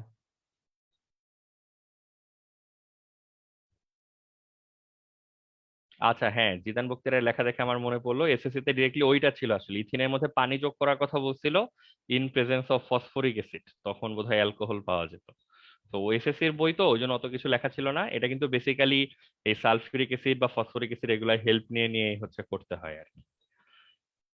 যাই হোক, এগুলা হচ্ছে মেইন জিনিস না, এগুলা হচ্ছে সাইড জিনিস, এগুলা হচ্ছে জাস্ট দেখে রাখবা তাইলেই হবে। মূল জিনিস হচ্ছে আগে আমরা যেগুলো পড়লাম, যেগুলো সিকিউ এর জন্য লিখতে হবে আর কি। তো বাসায় সবাই একটু পড়তে টড়তে থাকো, অলরেডি আমরা গভীর রাতে চলে আসছি। আমরা আজকে আর না আগাই, সবাই দেখতে থাকো, প্রশ্ন টশ্ন আমরা শুনবো ইনশাল্লাহ নেক্সট দিন। আর বিনীতা মনে হয় আমাকে একটা প্রশ্ন পাঠাইছো, ওইটা আমি দেখে রাখবো, না পারলে তোমাকে আমি মেসেঞ্জারে রিপ্লাই দিয়ে দিব, নাহলে আমরা ক্লাসের সবাইকে একবারে দেখাই দিব। ঠিক আছে? তো আমাদের কিন্তু অনেকগুলো লেকচার হয়ে গেছে, 16-17টার মতো লেকচার হয়ে গেছে, সবাই কিন্তু এগুলো একটু ঝড়ের বেগে হচ্ছে পড়তে থাকো। সামনে আরো কিছু ইম্পর্টেন্ট জিনিস আসবে, সেগুলির জন্য আগের টপিক যত আয়ত্তে থাকবে তত তাড়াতাড়ি অ্যান্সার বলতে পারবা, না হলে ভাইয়া, হচ্ছে প্রতিবার বসে বসে মাথা চুলকে চুলকে উত্তর দিতে হবে। হ্যাঁ বলো। ভাই সবকিছু আইডিয়াল থাকলে আমাদের সিলেবাস কি মাস অব্দি শেষ হইতে পারে? উম এইটা এখন কমেন্ট করা ডিফিকাল্ট, এটা উত্তর হচ্ছে উল্টা, মানে তোমাদের পরীক্ষার টেস্ট টেস্ট কবে হবে সেইটার উপর বেসিক্যালি আসলে ডিপেন্ড করবে আমাদের সিলেবাস শেষ হওয়া। কারণ যখন আমরা এদিকে টাইম বেশি পাবো, আমরা হয়তো টপিকগুলো আর একটু বেশি করে পড়ার চেষ্টা করব। আর যদি হচ্ছে তোমার এক্সামের একটা টাইম লিমিট দিয়ে দেয়, তখন দেখবে যে ওই টাইমের মধ্যে যেভাবে আমাদের সিলেবাস শেষ করা দরকার ওইভাবে হচ্ছে সিলেবাসটা শেষ হবে। ভাই গুঞ্জন শোনা যাচ্ছে যে এপ্রিলে নাকি টেস্ট পরীক্ষা হবে। হ্যাঁ, মানে মানে ওইগুলা নিয়ে চিন্তা করো না, মানে তোমরা জাস্ট ইনফরমেশনটা যখন পাবা সেটা আমাদেরকে দিয়ে রাখো আর কি। আমরা হয়তো তার অনেক আগে আগে হ্যাঁ, যতটুকু আমাদের তো টাইমের মধ্যে একদম তোমাদের শেষ ফাইনাল করে দিলে ভালো হয়। মার্চে। বুঝি না, একটু আগে বলো, মার্চে মার্চে কি পরীক্ষা। হবে পরীক্ষা? না, আমাদের, হ্যাঁ হ্যাঁ, টেস্ট আমাদের বলতে পরীক্ষা কি মার্চে। টেস্ট নাকি? জি ভাই, টেস্ট পরীক্ষা। আচ্ছা, হ্যাঁ মানে ওইটাই, যে যখন যেটা জানতে পারবা। টেস্ট পরীক্ষা নর্মালি এক এক কলেজে এক এক টাইমে হয় না, এটা প্র্যাকটিস না।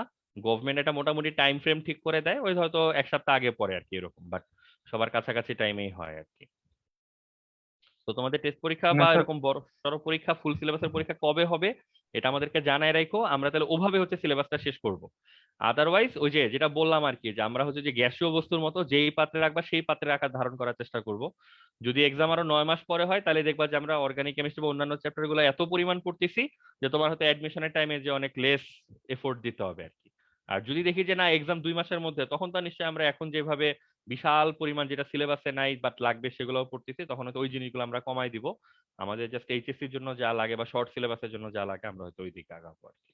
তো সেই প্র্যাকটিসটাতে আমরা এখনই যাইতে চাচ্ছি না, কারণ এখন এই প্র্যাকটিসে যাওয়া মানে তোমার পরে আবার অনেক বেশি এফোর্ট দিতে হবে, বুঝছো? আচ্ছা ভাই, জৈব যৌগটা মানে শর্ট সিলেবাস টুকু শেষ করে তারপরে আমরা অন্য চ্যাপ্টার গুলো করে আসতে পারি না? হ্যাঁ হ্যাঁ পারি, সবকিছুই পারি, বাট আমাদের শর্ট সিলেবাসেরও শর্ট মানে বেসিক পার্টটুকু তাকে শেষ করতে হবে, ওইটাও অনেকখানি বাকি আছে আমাদের।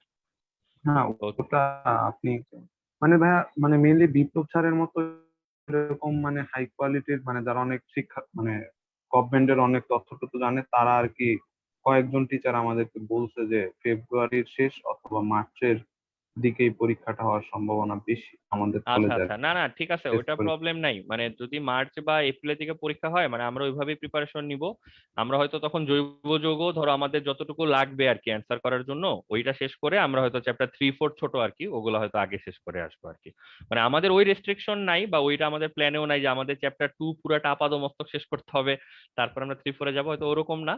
তোমাদের রিকোয়ারমেন্ট এবং যদি এক্সাম টেক্সাম সামনে থাকে আর কি, টেস্ট মতো ইম্পর্টেন্ট এক্সাম যদি চলে আসে, তাহলে আমরা জৈব যৌগ যেহেতু আমরা শুরু করছি, আমরা ওই যে অ্যাটলিস্ট 2টা সিকিউ অ্যান্সার করার মতো ইম্পর্টেন্ট জিনিসগুলো শেষ করে তখন আমরা হয়তো চ্যাপ্টার 3 4 শেষ করব, তারপরে আবার ধরো ওই বিলাসিতার পার্টটুকু আবার কভার করতে পারবো আর কি। ভাইয়া, হ্যাঁ বলো। ভাই আপনাদের সম্পর্কে তো ফুলফিল ধারণা নাই আমাদের, মানে আমরা মানে পরীক্ষার আগে শুধু কি সিলেবাসই শেষ করব নাকি একটা ছোটখাটো রিভিশনও হবে? মানে হ্যাঁ মানে ধর আমাদের পরীক্ষার আগে হচ্ছে আমাদের সবসময় হচ্ছে এনাফ টাইমই থাকবে, মানে সিলেবাস শেষ হওয়া, রিভিশন হওয়া, মানে ফার্স্ট পার্টের সময় তোমরা যা যা করতে পারছো সেকেন্ড পার্টের সময় তাই তাই করার সুযোগ থাকা উচিত আর কি আমাদের, ইনক্লুডিং ধরো যে মডেল টেস্ট রিভিশন সবই হচ্ছে করার সুযোগ থাকে অন্যান্য বছর। এটা অবশ্য ধরো টেস্টের আগে তুমি সব করতে পারবা না, টেস্টের আগে হয়তো তুমি বড় জোর সিলেবাস শেষ করা এবং রিভিশন করতে পারবা, আবার টেস্টের পর ধরো এইচএসসির আগে আবার তুমি ধরো কিছু এক্সাম আবার আরেক দফা রিভিশনের একটা সময় পাবা আর কি। আবার জি হ্যাঁ, ভাই, বইয়ের মানে টেস্ট তো সময় সবার সব সময় পাবো কলেজে কিনা কিন্তু ভাইয়া? একই রকম টেস্টের সিলেবাস না, কোন কোন কলেজে শুধু সেকেন্ড পার্টের এক্সাম হবে, কোন কোন কলেজে ফার্স্ট সেকেন্ড 2টা পার্টি হবে। তো টেস্টের রিকোয়ারমেন্টও কিন্তু সবার একই রকম না আর কি, এটা তোমাদের অবগতির জন্য জানায় রাখতেছি। জি ভাইয়া, আর মেনলি হচ্ছে আমাদের এই শুধু সেকেন্ড। মানে আমাদেরকে পড়ানোর সময় আছে কিনা এই জন্য ভাইয়া বলি না, মেনলি বলছি হচ্ছে যে আপনারা মানে গতানুগতিক ভাবে এটা পড়ায় আসেন কিনা, মানে হ্যাঁ রিভিশন। হ্যাঁ ওইটাই তো বললাম, মানে তোমাদের জন্য তো ফিউচার টেন্স, তোমার জন্য বলবো কেমনে, তোমাদেরকে যেটা বলছি সেটা হচ্ছে অন্য ব্যাচের জন্য কি হয় সেটাই বলছি। আচ্ছা ভাই, বইয়ের ব্যাপারটা আমার একটু ঝামেলা হচ্ছে, বই খুঁজে পাওয়াটা একটু কি বলে দেবেন? হ্যাঁ বলে দিব। এটা তাহলে হচ্ছে আমাদের নেক্সট উইকের যেটা আমরা ফার্স্ট ক্লাসটা না সেকেন্ড ক্লাসে হচ্ছে একটা টার্গেট রাখো, যে আসলে কি করতে হবে আর কি সেকেন্ড ক্লাসে। তাহলে আমরা বই এখন পর্যন্ত যা যা পড়লাম, যদিও আগেও বলছি তোমাদেরকে সবকিছু বইতে পাওয়া যাবে না, বাট কোশ্চেনে খুঁজে পাবা আর কি যখন পরীক্ষায় প্রশ্ন আসবে। বাট যে পর্যন্ত জিনিসপত্র শেষ হয়েছে হ্যাঁ, একটা সেগুলো একটু বইপত্রে খুঁজে দেখাই যায় আর কি কোথায় কোথায় আছে। গোছানো একটা জিনিস একটু খারাপ। ঠিক আছে, তো তোমরা আমাদেরকে একটু মনে করাই দিও। ওইটা হচ্ছে নেক্সট যেটা ফার্স্ট ক্লাস আর কি আমাদের মঙ্গলবার, সেদিন মনে করাই দিবা যে আমাদের বই থেকে হচ্ছে টপিক দেখার কথা। তো আমরা হয়তো ইনশাল্লাহ পরের যে থার্সডেটা আসবে আর কি, মঙ্গলবারের পর বৃহস্পতিবার আসবে, ওই দিন হচ্ছে আমরা বইতেও কিছু আর্টিকেল টাকায় টাকায় ফেলবো আর কি।